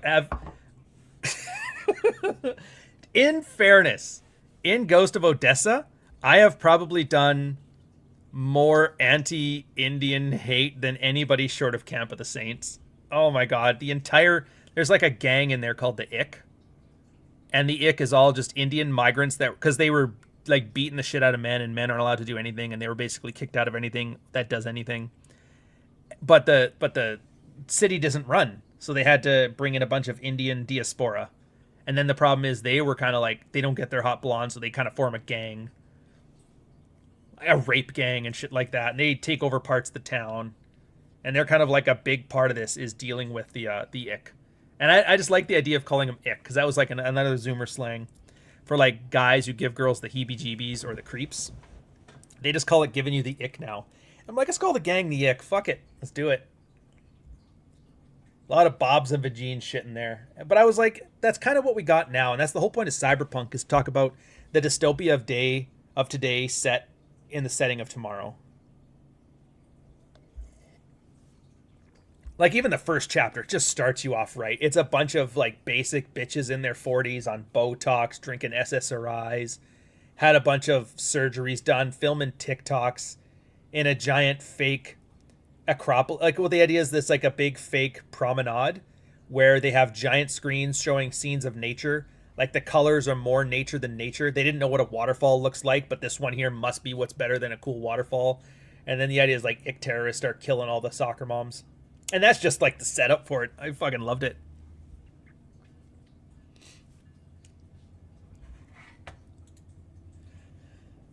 The terms are no different either. Like, you're talking about this. They use a term to describe a concept. Those concepts haven't changed. It's still an opener. It's still rapport building. It's all that stuff's the same. They may have some differences when they talk about writing a number down in your notebook. Like, yeah, you have a cell phone now. You don't need to worry about that. You can just get a girl's QR code for Snapchat. But there's nothing that makes it difficult for you to read into it and do it yourself. Well, I mean, that's a part of it. It's a documentary for Indies. No, it's not. That's the one thing. So the one thing I like about books is they show, they don't tell. Like good ones. Or good movies, for that matter. Or good anything that's a story. There is a whole history behind the ick and the things they do, but you don't really get told any of that. You just have it revealed in how they help progress the plot and they help progress the story. So, like, you don't learn, I think that you only learn like one name of one guy in the ick. They try to do a lot of raping, I'll give them that. But like, you don't need to know that shit. You don't need the Star Wars, well, that one random character in the speeder, here's his whole backstory. You don't need to know that shit. They're there. They're not important. The main characters, Jake, Purdy, and Cabe, they're the ones that do all the moving, and this stuff just kind of happens around them, which is interesting, because now if you want to, you can branch off and do stories from any one of the leads you kind of bled out there. Yeah. And this too. Dude, I'm actually very proud of this one. Like, I like how you don't waste time on describing stuff. I hate that. And for the longest time, I thought it was a me problem. When I would read this book, when I'd read books and they'd have so much description, and then I would just get bored. And I thought, oh, it's just ADHD. I need to get better at having an attention span. And it turned out, no, it's because they're taking your attention away from the story. And this is what I found out is Marshall McLuhan. I did the radio show with his grandkid, which is awesome. It's pretty cool to see. But he talked about hot and cold mediums back in the 60s. If you guys don't know, Marshall McLuhan was Jordan Peterson minus the drugs and the whore daughter back in the 60s in Canada. University of Toronto alumni.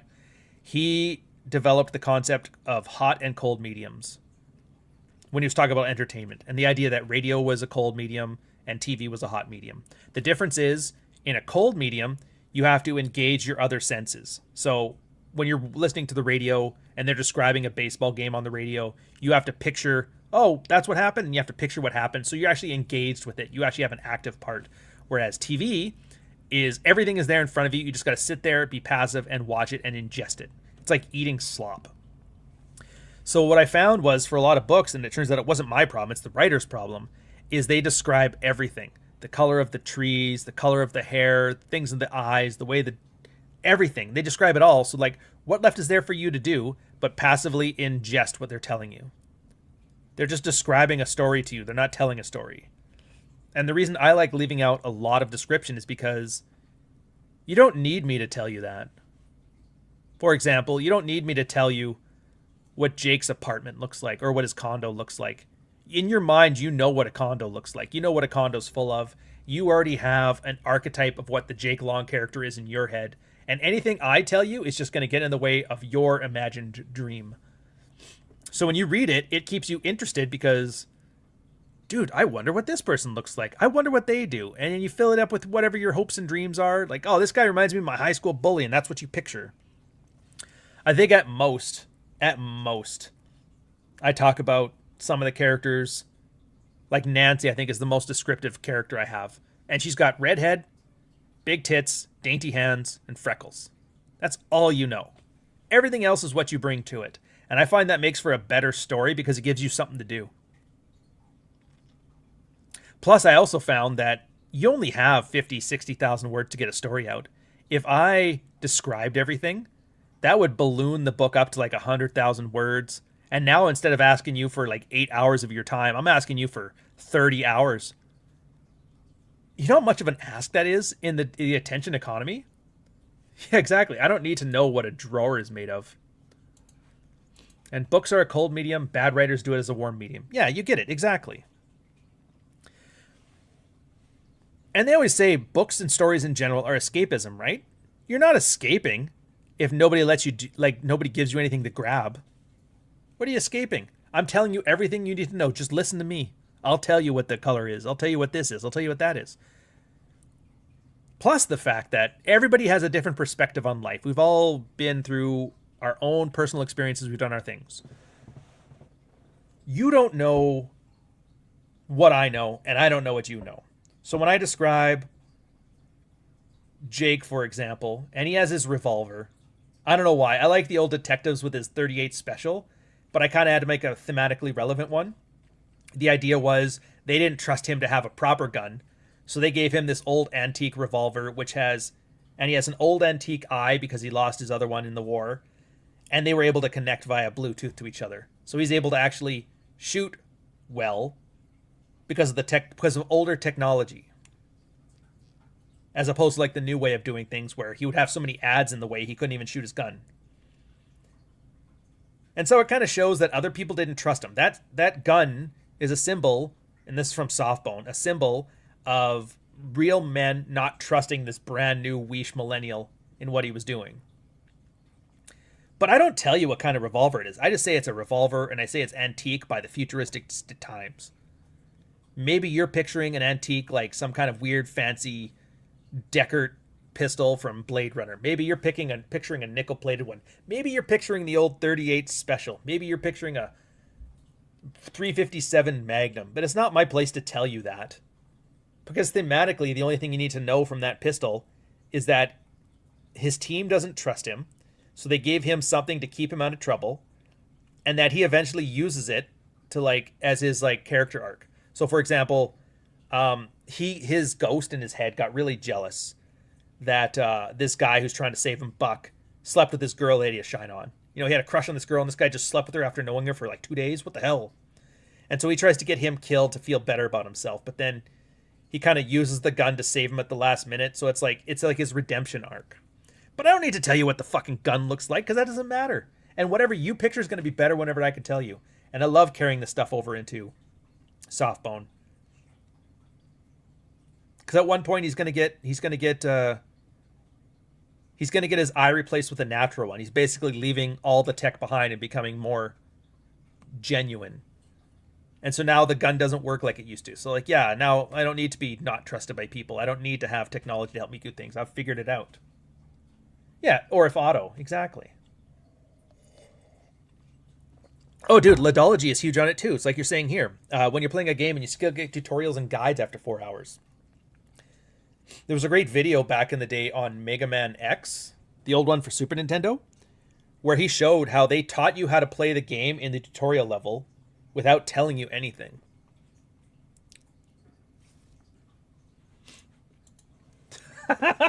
Listening to Softbone now, the only trouble I had was getting into the lingo used in the book. Yeah, well, so that was interesting too. I was talking with Nick on that one when we were doing our strategy sessions. And we were talking about cyberpunk in general. And he goes, yeah, the thing about that, like when you're reading Gibson and Neuromancer, is they have, like, language evolves. And so if you can do a futuristic thing, you need lingo. Because if you make it sound too contemporary, it doesn't add to the futuristic part of it. But at the same time, I don't want to have a translation guide on what everything means. So what I did for a lot of it is I stole Zoomer lingo and I just kind of tweaked it a little bit. And then anytime I added it, I tried to make sure you understood the context from it so you wouldn't have to work so hard. It sucks how, see, this means I'm assuming it's a failure on my part that you wouldn't have caught it on the first read through, but you know, it's whatever, you do what you do.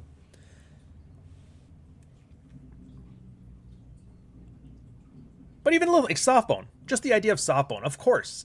If you have a bunch of kids that are given hormone blockers as kids, so they could pick their gender later on, of course there's going to be a slur to talk about them. What would you talk about a kid who has osteoporosis at 12 years old? Softbones. Call him a softbone. It's the N-word for the thing. Yeah, Egoraptor, you remember. Yeah, exactly, it was the Egoraptor. He fucking crashed out hard too, man. Gothic 1 had the best roleplay tutorial ever without having a tutorial. I don't know this one, but I'll have to learn it. Oh, so you pictured a 380 auto Walter PPK. Interesting. See, that's funny. Like for me, I literally pictured a 38 special kind of rusted. But it's got like LEDs and shit on it. But again, those details don't matter. Those are for you. That's for your imagination. And I think that's one thing. Like if you do a book well, and one thing I really try to do is let you use your imagination as much as possible. And the story just acts as a facilitator to allow you to be your most creative self. It's a German single-player RPG game from the 2000s. Interesting. I'll have to try that one out. So anyways, if you haven't read it, do read it. I guarantee you'll enjoy it. And I don't think, if you haven't read Softbone, I don't think you need to. I don't think you need to have read the first one to get the second one. I really don't. It's written in such a way that the things that happened previously, like you can allude to them. Like the whole reason that he's called the Ghost of Odessa is because of the war in the Ukraine. He was able to destroy all the drones that were basically destroying, like stealing Kowloon women and harvesting their eggs for some kind of weird scientific experiment, because modern women with all the hormone blockers and that basically were non-functional. So if they wanted to start having kids and babies and stuff, they had to harvest eggs from non-genetically modified women. So he's the Ghost of Odessa. So the whole plot of Softbone is essentially hinted at. It's like, oh, is that guy? Holy shit. And you're like, what the hell was this war in the Ukraine they're talking about? You don't need to know anything about it. It still all makes sense.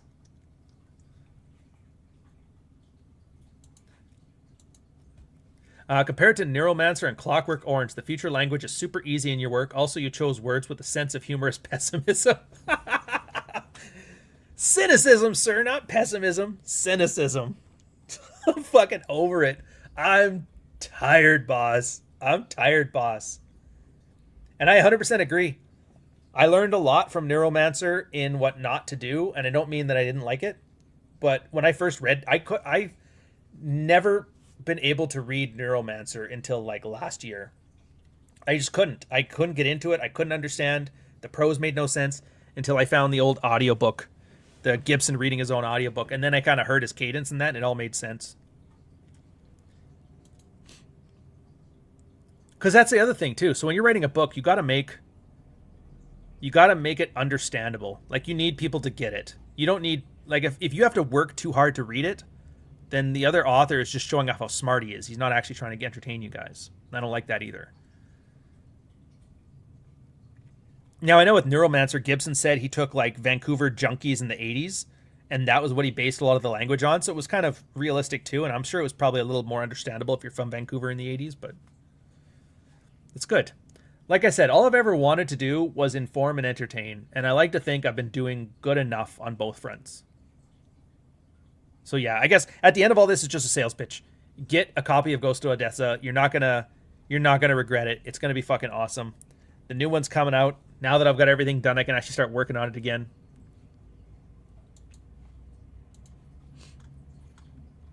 Don't end up as Unk, man. Do not end up as Unk. Don't be Unk. You can do this. I believe in you.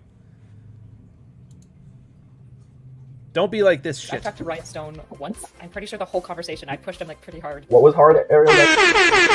The therapist will essentially give them SSRIs, which I think the sexual effects that SSRIs have on the body, right? Some. Like, Yeah. there's tons of, like, MAOs and, like, tricyclics that you're talking about, like, the type of SSRIs that used to be given to pedophiles. We don't give those to men. We don't give those to men. We don't give those to men. But he's not as informed as, like, I think he would like to be. Yeah.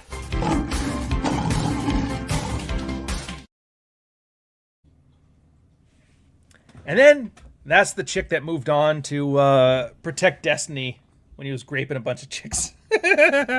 Fuck it. So yeah, don't be Unk.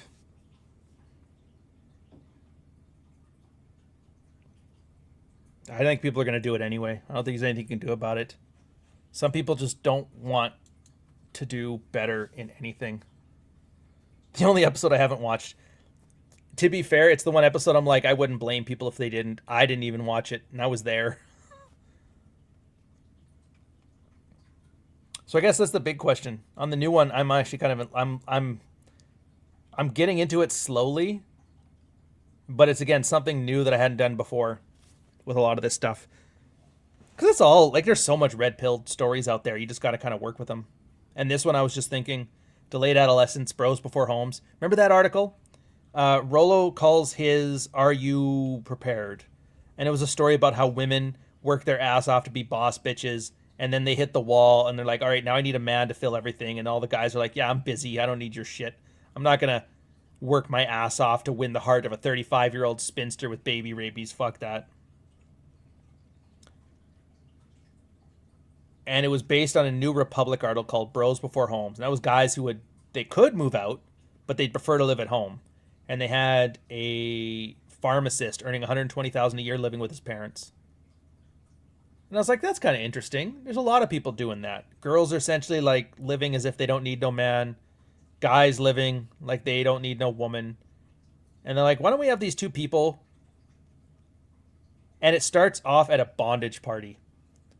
A bondage party, and a fight breaks out, and it kind of establishes the characters, and then they decide as like, not a first date, but like when they finally stop being a situationship and dating, they go on a road trip all the way down to the southern tip of Mexico and back. It's still rough, but like the guy is very jealous, but he's also very selfless. And the girl is extremely selfish, but not very jealous. And in that way, it's like men being raised as defective women and women being raised as defective men. Because relationships always work better when the girl's a little bit more jealous of her man. She always gets more desire when other girls want him. And then as a guy, you don't want to be a plow horse, but you also don't want to be a hyper jealous plow horse. And then the idea of both of them kind of switching their roles as the story progresses, I think that's good, and I think it'll play out well. But we'll know by the time I hit the third draft. Yeah, chicks being drunk frat bros, a little bit of that. But it's interesting. The one thing that's different, though, that I have to kind of get back into the attitude of is, so with Softbone, I can have crazy shit happening because it's the future. And it's science fiction, so who cares? If I want to have an Indian rape gang chase a transgender into a room and get stabbed in the neck, I can do that. With here, you're kind of limited by what's the most plausible thing happening in real life. But, I mean, that's good. It just gets you to focus on different details. So we'll see. Like I said, if I know for Covert, he really preferred the dog walker over Softbone. So if that's the case, I hope to have it more in that realm. And then I'll probably carry over with either fantasy or Western. Futuristic Western. So I don't know. We'll see. Like I said, I'm really enjoying it for now. And then we'll have a nice 5-year plan in place. And we'll fight Unk. We're going to fight Unk. One more time, man. One more into the breach. No more Unk. What can you do now that's cool that wasn't cool before? I don't know, maybe a fucking Netflix movie. There's that Cody guy that I follow on Twitter. He always films like these low budget movies. Maybe get him and we'll do a collab. That'd be kind of cool. Or Rambo Van Halen. If you guys haven't followed him, he's awesome. He's so much fun. He used to work in Hollywood. Like, he was one of the back end people. I'm not sure if he was a grip or cinematography guy. I'm not sure what his specific role is. He never really talks about it. But he knows a lot of like the working class Hollywood stuff. And it's so funny to watch him talk about why things are the way they are in Hollywood, because he has an insider knowledge that the rest of us don't. If you ever read that Jacob article about how white men were being removed from academia and Hollywood in favor of DEI initiatives, Rambo Van Halen was kind of part of that. One of the guys being kicked out of the industry in favor of like millennial token characters, which largely caused a lot of the problems. But he has an introspective perspective on it that's very interesting to see.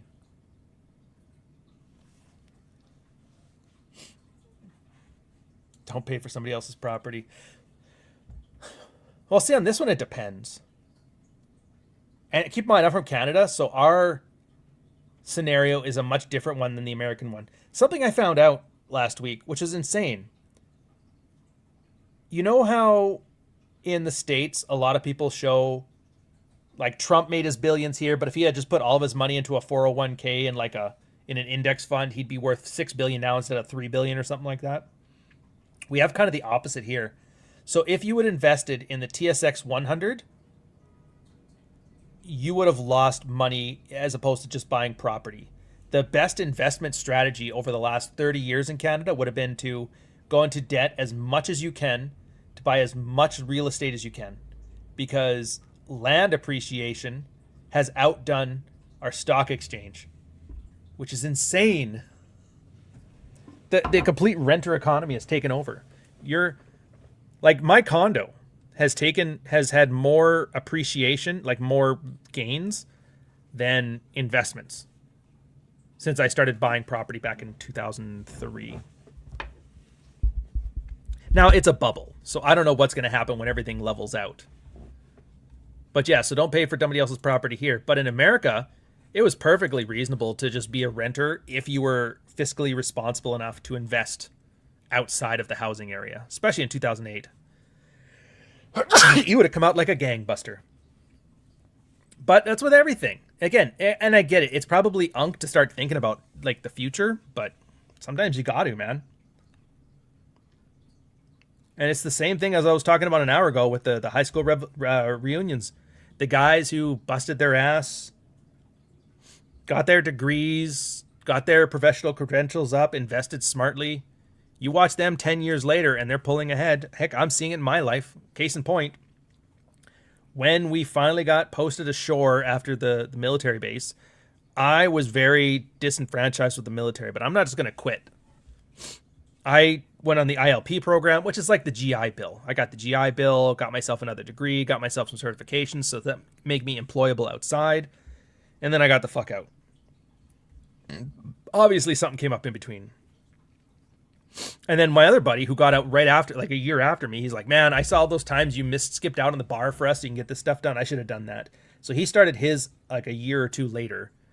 And then he got his master's and he got out. And he's doing very well for himself now. And then another buddy of ours, well, 3 buddies of ours, they were just at the bar. They were always drinking. And they're not stupid guys. They're smart guys. But all 3 of them have been, well, 2 out of 3 of them have been kicked out for medical issues. Just short of their pension, too. It's like, they sell you on that, man. You do 20 years, you got a pension, you're set for life. Year 19, they're like, sorry, man. You got psoriasis or a hangnail or something. We got to kick you out. No pension for you. I was like, it sucks.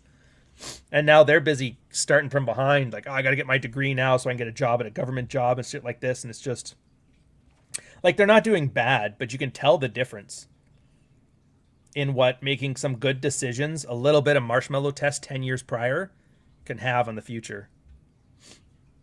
But there's no cool internet way to explain that. If you're smart, man, take all the money you spent on drinking last year, take an equivalent amount of that money, and invest it into something that's smart nowadays. And I don't follow the American economy enough to know what's smart. I know if you were shorting oil, or no, investing in oil futures. Oh, dude, it's the best time to be alive. Frank Servey is talking about that. He invested in oil because he saw some shit coming down. He's walking away like gangbusters. Silver had a run a little while ago because it was critically undervalued for a while. People were doubling their money on that. Forget all the Bitcoin lottery stuff, but there's a lot of people that were just very smart, or the ones that got in on Bitcoin back when it was $12 a coin. Then it hit 50,000 a coin, and they're like, fuck it, I'm out. A lot of those people are very smart. Then a lot of other people are like, no, I'm just going to work for a living and crouch my paycheck and drink on the weekends, and they didn't do so well. I hate people who say that. It assumes none of Trump's business has generated economic production affecting the stock market. Yeah, I'm obviously, if it's Trump derangement syndrome, I'm not going to like vouch for it being smart financial advice, but to be fair, his second presidency has been very good to him. And kudos to him. He got fucked on that first presidency. He came in there thinking, I'm coming in to save the day, pull his regular Trump shit, very cocksure. And they fucked him. They fucked his businesses. They fucked his family's businesses. Then they tried to shoot him. And now everybody's like, now he's just trying to get rich and get off this. I'm like, I get it. If I was in his position, everybody called me Mega Hitler for 20 years or 10 years. Tried to fuck over my family. Tried to get me arrested for nothing. Tried to shoot me. Yeah, you best believe. You best believe I'm joining that prediction market. Prediction, Trump's going to invade Iran. I'll put $100 million on that if I know I'm going to do it tomorrow. Fuck you. Goddamn rights. Oh, here. We haven't got one. ExxonMobil, score for me last year. And silver at 18. Like, these guys are doing well. Which is annoying because, like, I don't know what you guys do for work.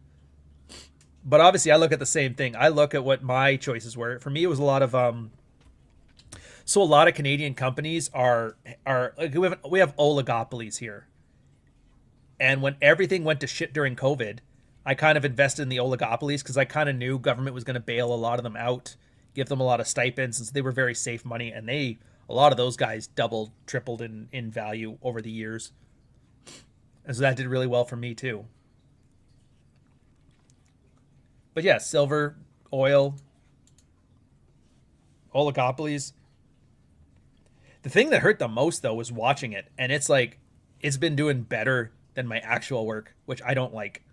Because I'm like, it's better if being productive is more lucrative than not being productive. You know what I mean? Oh, yeah, dude. I don't know how else to say it. Look, you youngins may not know this, but COVID sucked. The lockdown sucked. Everything sucked, but so much market panic. Everybody freaked the fuck out. Everything dropped to like zero. And if you had money enough to invest, you were able to get in at the dip on anything. You could have almost invested in anything except for AstraZeneca. And you'd have done right. You would have done good. Yeah, Exxon, 110 to 170 plus dividends. That's a 50% market increase. You know how insane that is? You talk to somebody who was investing in the 80s, 90s, and 2000s. The gold standard was 8% returns per year. This was an age where you were pulling like 20% in 2 months. It was insane. And of course you're smart because you've been around since 2008, so you know this gravy train can't last forever. So you weren't buying a brand new boat. You weren't borrowing money to do it. You were very smart about it. S&P, oh, I can imagine that too. You grab it at the dip, it fucking peaked well. Problem is you can't make a good YouTube video on that. You can't make a marketing campaign. You can't make a crazy TikTok. Yeah, bro. Wait till everybody panics in the stock market and throw a bunch of money in there. Grab things at the dip. No, because Bitcoin was cool. I'm not some unk at the stock market. I'm in the Bitcoin thing. Bitcoin's going to be 100,000. 66 now. You're like, yeah, you get in. It drops to 50 tomorrow. You're like, fuck. Then you sell it all because you're a panicky bitch and you let some guy on Instagram tell you what to invest in. Then it jumps up to 70. You're like, fuck. You invest at 70 and then it drops to 40. You're like, fuck. Panic and take it out again. I don't even know what Bitcoin's at right now. I've thrown some money into those and I just kind of left it. I'm like, I don't even want to look at it. What's Bitcoin at right now? 100,000. Oh, we did make 100,000. That's funny. All right, so Bitcoin's doing well, but yeah, I wouldn't look at it. Dude, it went all the way up to like 130 and then down to 90. Oh, you poor fucking bastards. And then, of course, if you're young, you don't have a lot of money, so a lot of this stuff is kind of passing you by, but that's kind of like reflects what I was talking about earlier when I was first doing the red pill thing here. I was 16-hour days, 7-day weeks working, and not just make work. I mean like actual revenue driving work too, because I need this to be as lucrative as my corporate stuff. Otherwise, what the fuck am I doing here? Why would I leave my job to earn nothing? And then when it started earning well, then yeah, I took the opportunity. And it's been great. And if you're a Zoomer, yeah, it's great to bitch about the millennial or the boomers having all the houses and that, but like, you got to do something. You guys were all about hustle culture, so why aren't you hustling so you can earn enough money to ride this shit? Oh, the market's so unfair. Yeah, probably. It's probably unfair and it's probably a bubble, but get in on it and then get out when you've got an appreciable gain. Don't get greedy. I think that's the big thing to learn too, is not to be greedy.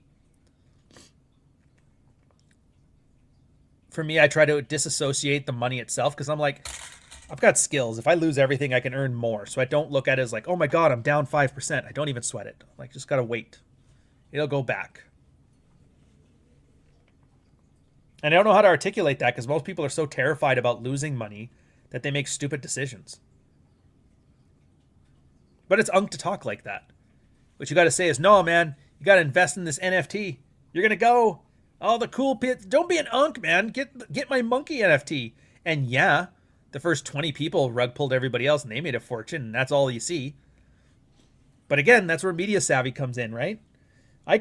You can make somebody believe anything with a small minority of people. People right now believe that like a third of every country is full of transgender bullshit. Because every trans person, they throw them on TV and you see them everywhere. Everybody's a man being a woman and every woman's being a man. Which for some reason, I don't know what it is, but like lesbians are all about looking like nu metal fans right now and I don't get it. Is this the kind of man you were attracted to back when you liked dick? Like what the fuck, man? Nobody liked nu metal kids, wiggers and that. But that's because, and it's only like a percentage. It's something like 0.3% of the population. So it's like a percentage of a percentage. It's essentially a census rounding error. But because you throw it on all the TV, everybody assumes it's everywhere. Oh my God, the trans bathrooms. Like, dudes, there's not going to be one of those. But it's great fear mongering because everybody's talking about it, right? But don't be an unk who just doesn't give a shit. Oh, hey, good stuff. Sorry, back to the book thing here. I got the hardcovers, man. Thanks. Like the autograph. Yeah, that was the... So that I did a Substack on like the economics of doing a book on a Kickstarter versus. Long story short, it's not worth it, except for in very specific use cases of which none of them apply to me, which is fine. I learned a bunch. Learned a lot. Like there's a lot of people from New Zealand who like the books, which I'm so happy for. I love seeing New Zealand get some wins. But yeah, so one of the big things was having to ship out of Canada with the fuel things. That kind of sucked. That was a cost I wasn't expecting. But it was important to me because I'm like, I want everybody to get like proper shipping. I didn't want to look like just some basic drop shipping shit from China. So I got myself like my sleek cyberpunk envelopes. I got my sleek cyberpunk thing. And I signed every book with everybody's name attached to it. It's a lot of work, man. I wouldn't suggest it, but it's good.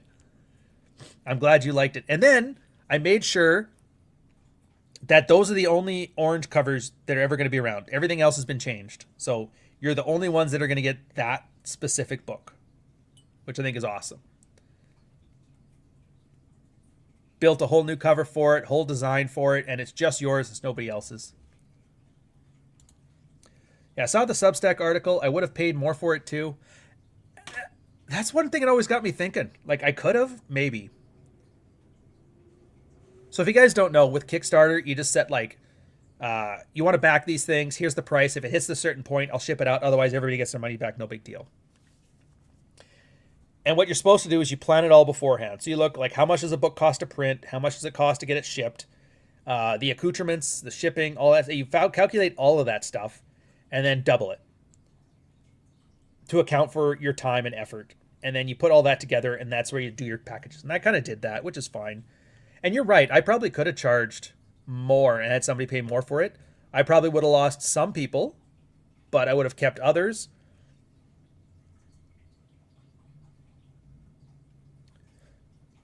The thing that got me, though, is that in order for it to be equivalent to just like a normal Amazon release, I would have to charge a lot more, which I'm fine with. If guys are willing to pay it, I'm fine with that. But I'm thinking the amount of time it took me, it was like 2 weeks of just shipping and handling and packaging and planning and project management and all that shit. And I'm like, why am I wasting all my time with this shit when I could just release it on Amazon? Everybody gets their copy. It's affordable for them, more money on my end, and it's a lot less work on stuff that's not writing books. I could have gotten halfway through Dogwalker in the time that I was spending marketing the Kickstarter.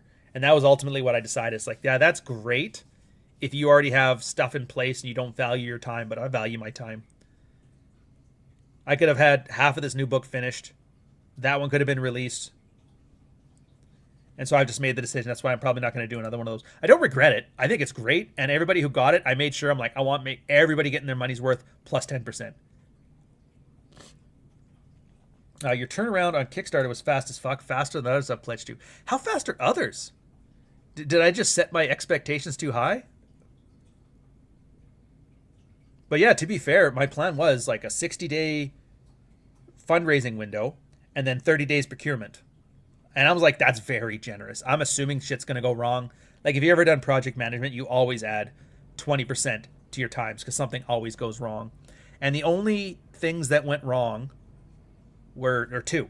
The artist I hired, fucking brutal. Like, I saw all of his work in his portfolio. I'm like, this is exactly what I'm looking for. Do this for me. And then he sent me something. And then, like, the first thing he sent me was... And I don't mean to slam him, but it's like, is that even the same artist? Like, what is this? And then I was like, we're sitting there and I'm talking. I'm like, yeah, this needs a lot of work. And then I thought, I can get him to make all of these changes. It'll take like 30 days for a turnaround again because I planned it well. So I started him early in the process. And like, I could do this. I'm like, you know what? Just thank you, but no thank you. So I ate that cost. And I'm like, yeah, I'll just do one up myself. And so that was extra. So that was extra work on that end, which I wasn't a fan of. And that was the one cost that I had to eat on that one, which I'm fine with too. Yeah, most people don't start production till after they get funded. I suppose, but for me, and that was the other issue, is the opportunity cost. That was my issue. Like, I already saw funding was going to be good, and I had money to float. That's what a lot of people do. They're broke, so they do their funding, and you have to wait until 2 weeks after the Kickstarter's finished in order for them to give you your funding. So I'm like, I know the money's there. I know I can afford this, that, and the other thing, so I'm just going to move forward with it, and then when the money comes in, I'll just replace what I took out of the operating budget, right? I'm aiming for no back work on the next audiobook I do for you. I learned some things on the ACX check. That's the whole thing. So if you guys don't know, he did because I didn't have time to do the audiobook for Praxeology 4, so I had to get Jack to do it for me, which, great job. It kind of goes against my rule of narrate your own audiobooks, but it's like, I don't mind breaking that rule for Jack. But it's all the little details, which I kind of like being able to do it yourself so that you know what's involved in things. But yeah, so on this, for me, I was like, efficient time. I'm used to that. I'm used to the military, right? You just get your SMESIC and then go at it. Situation, mission, equipment, communications. Run your SMESIC.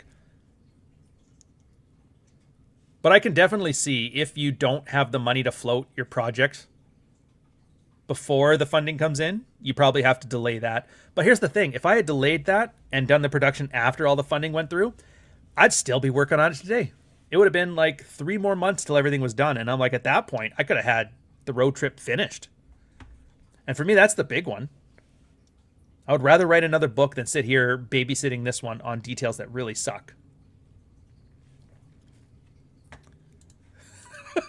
Batman's the Dark Knight, Rocky's the Italian Stallion, Rolo's the Rational Male. What do we call Ryan? The Canadian Maple? You guys call me Couch. Ryan is couch. I think it's more about compressing the time. Yeah, like I said, you're not wrong. If I were to do a second one, there's definitely other lessons in there about how to do it better. But for me, my after action report was just about, would I consider it viable to scale it up or not? And I found out, no, definitely not worth it. He does do a good good work on the audiobooks. And I'm not going to get into a whole like how to do mastering and QA on here too. There's a whole process behind that. That's something else I learned. Took a couple books in. But every book was very compressed. Like the first one was like 100 hours of work to get the audiobook out, to the latest ones, which are a lot, workflow optimization. But with the Kickstarter, even with the workflow optimization, every issue I could have sorted out on that, and everything else I could have maximized production on it. The economics still don't make sense compared to just doing it the Amazon way. It's the Bret Hitman Hart of the Red Pill. I don't know if you mean this in the sense that like Bret Hitman Hart was cool, or as in like Bret shoots on everybody else in WWF, because it could go either way. I'm the Bret Hitman Hart of the Red Pill in the sense that everybody else in the Red Pill is the Goldberg of and the Montreal Screwjob.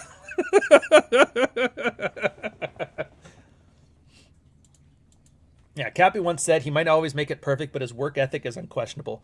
The one thing I love about Clary's work, and it's both my favorite and least favorite part of Clary's work, is he is the epitome of MVP. You know what I mean? Minimum viable product. I have somewhere in here in my bookshelf, I have his copy of the new one, I Don't Do Threesomes with Jesus. And I always like Clary's books. I find that to be a great literary podcast. It's like he's having a conversation with you, and if you like his videos, you'll like his books. They are very consistent. You know what you're getting in for.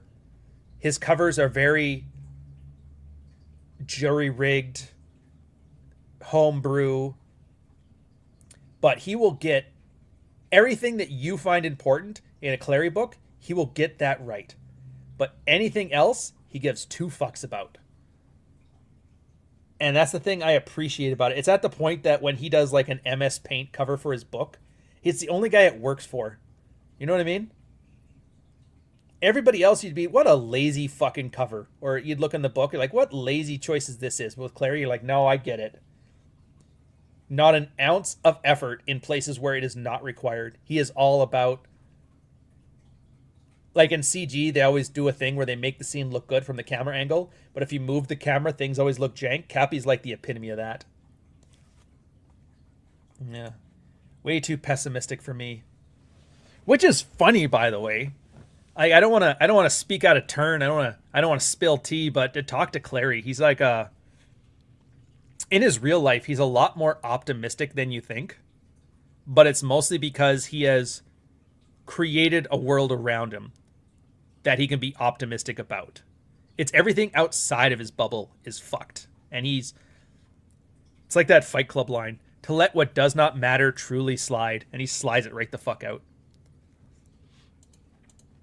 No, you don't have a lisp. It's that accent you have. It sounds like, the best way I can describe your accent, Jack, to Western ears, it's what a British accent sounds like if you've never heard a British accent. Does that make sense? And you have a very melodic, I don't know how to say it, like a synthesizer, but not artificial. Just hold down like the C key on a synthesizer and it sounds like that. I don't know how to describe it other than that. It's a good thing, what I'm saying. Well, yeah, of course you wouldn't notice. I'm sure if you go to like Dutchland and the Netherlands, everybody sounds like that. But it's kind of like in Canadian. Nobody, like, I don't hear it, but everybody else hears like that Canadian nasally twang occasionally with me as an accent that comes out, or like how you can hear a Midwestern accent in the American accent when people talk, and you can just hear it.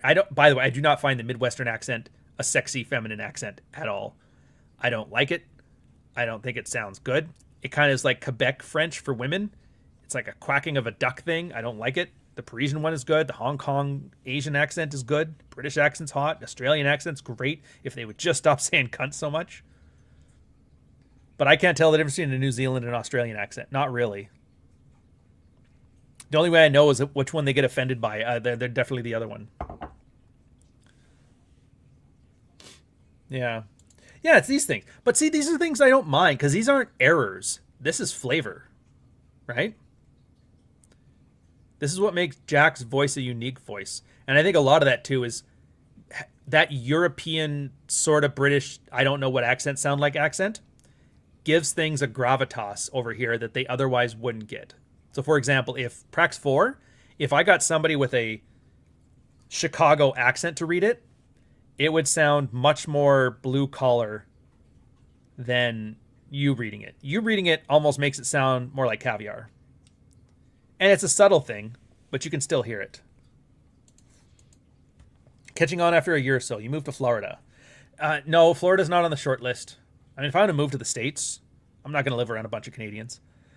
But, so it's still the long-term plan. Turns out it's deceptively harder than it looks. And my girl, like, if she got laid off, we'd move in a heartbeat. Unfortunately, she's a good little earner. She has a good career. And it's unfair to give that up. So we're in this weird position where we're doing well enough that it's not worth leaving unless it's for something better or something tragic happens here. So we're either hoping she gets a layoff or gets courted by an American company. So we'll see what happens.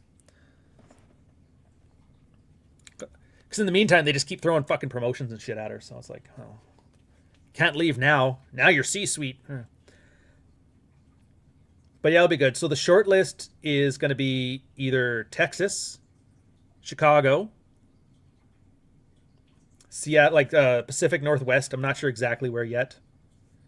And the Carolinas, North and South. Mostly because she likes that whole area where the Sharks are now in North Carolina. And I love South Carolina. And then Uruguay, if we're having to move somewhere who's not the States. Uruguay, Greece.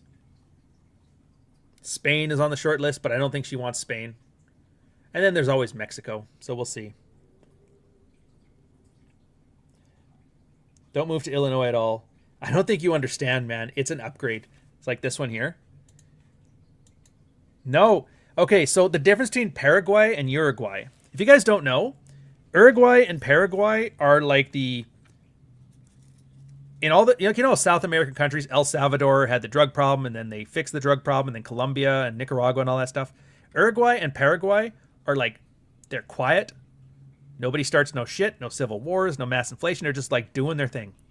But the difference between Paraguay and Uruguay is Paraguay is closer to Brazil, and they get a lot, and it's like the cheap knockoff Temu version of Uruguay. Uruguay is like a European country in the middle of the South America.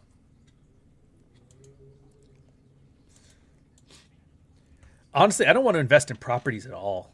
I don't know why people do. Like Chesty had the right idea. He was investing in farmland and then leasing it out to farmers that want to increase their crop yields. It's just too much risk.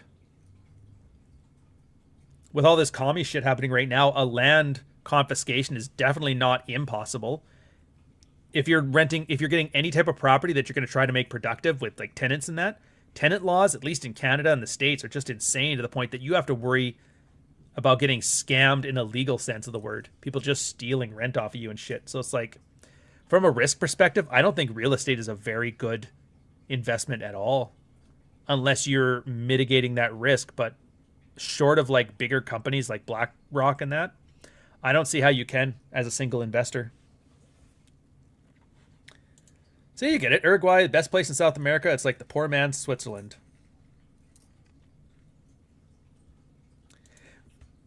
Vegas would actually be a nice place. I'm not going to lie.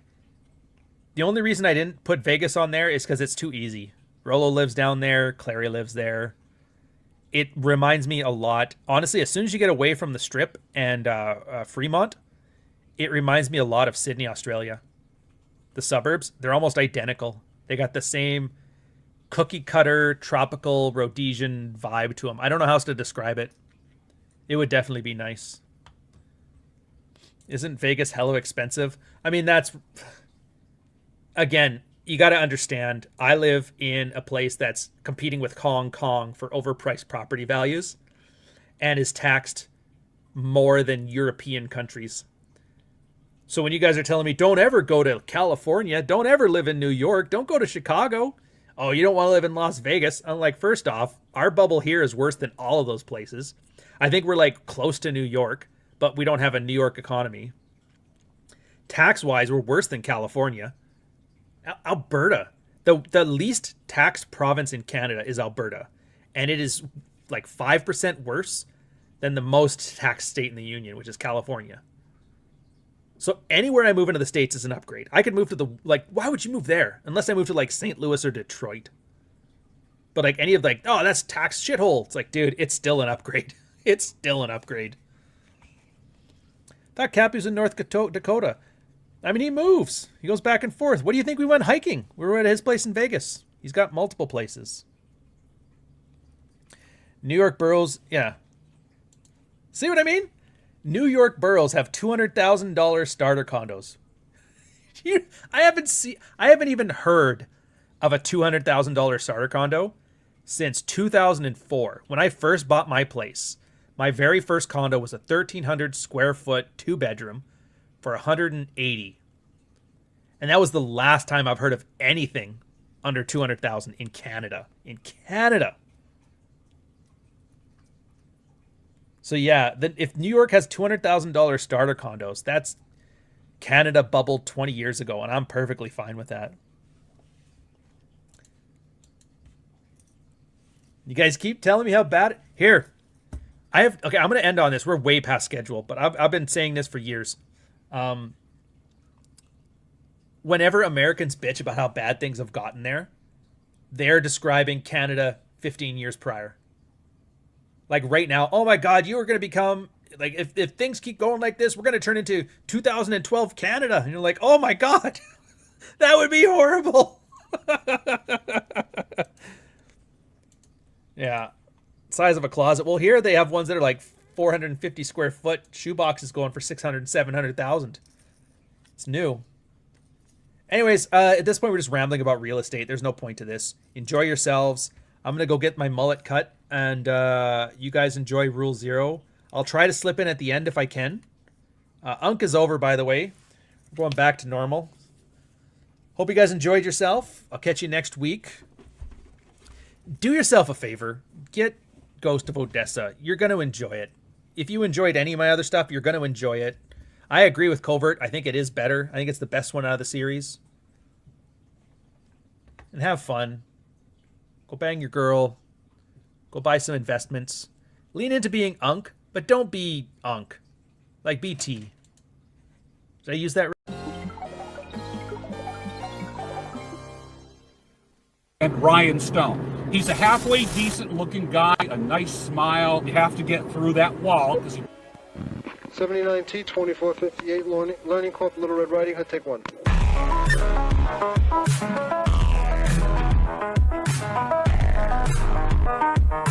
somebody find out the fucking real names for me. 40 years of my life is in the wire that's gone. Does that make sense? You have to get through that wall. I only know what my heart feels. Where they say there are Indian people pooping on our beach. Socially retarded.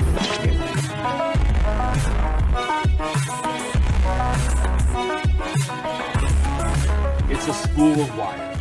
40 years of my life is in the wire that's gone.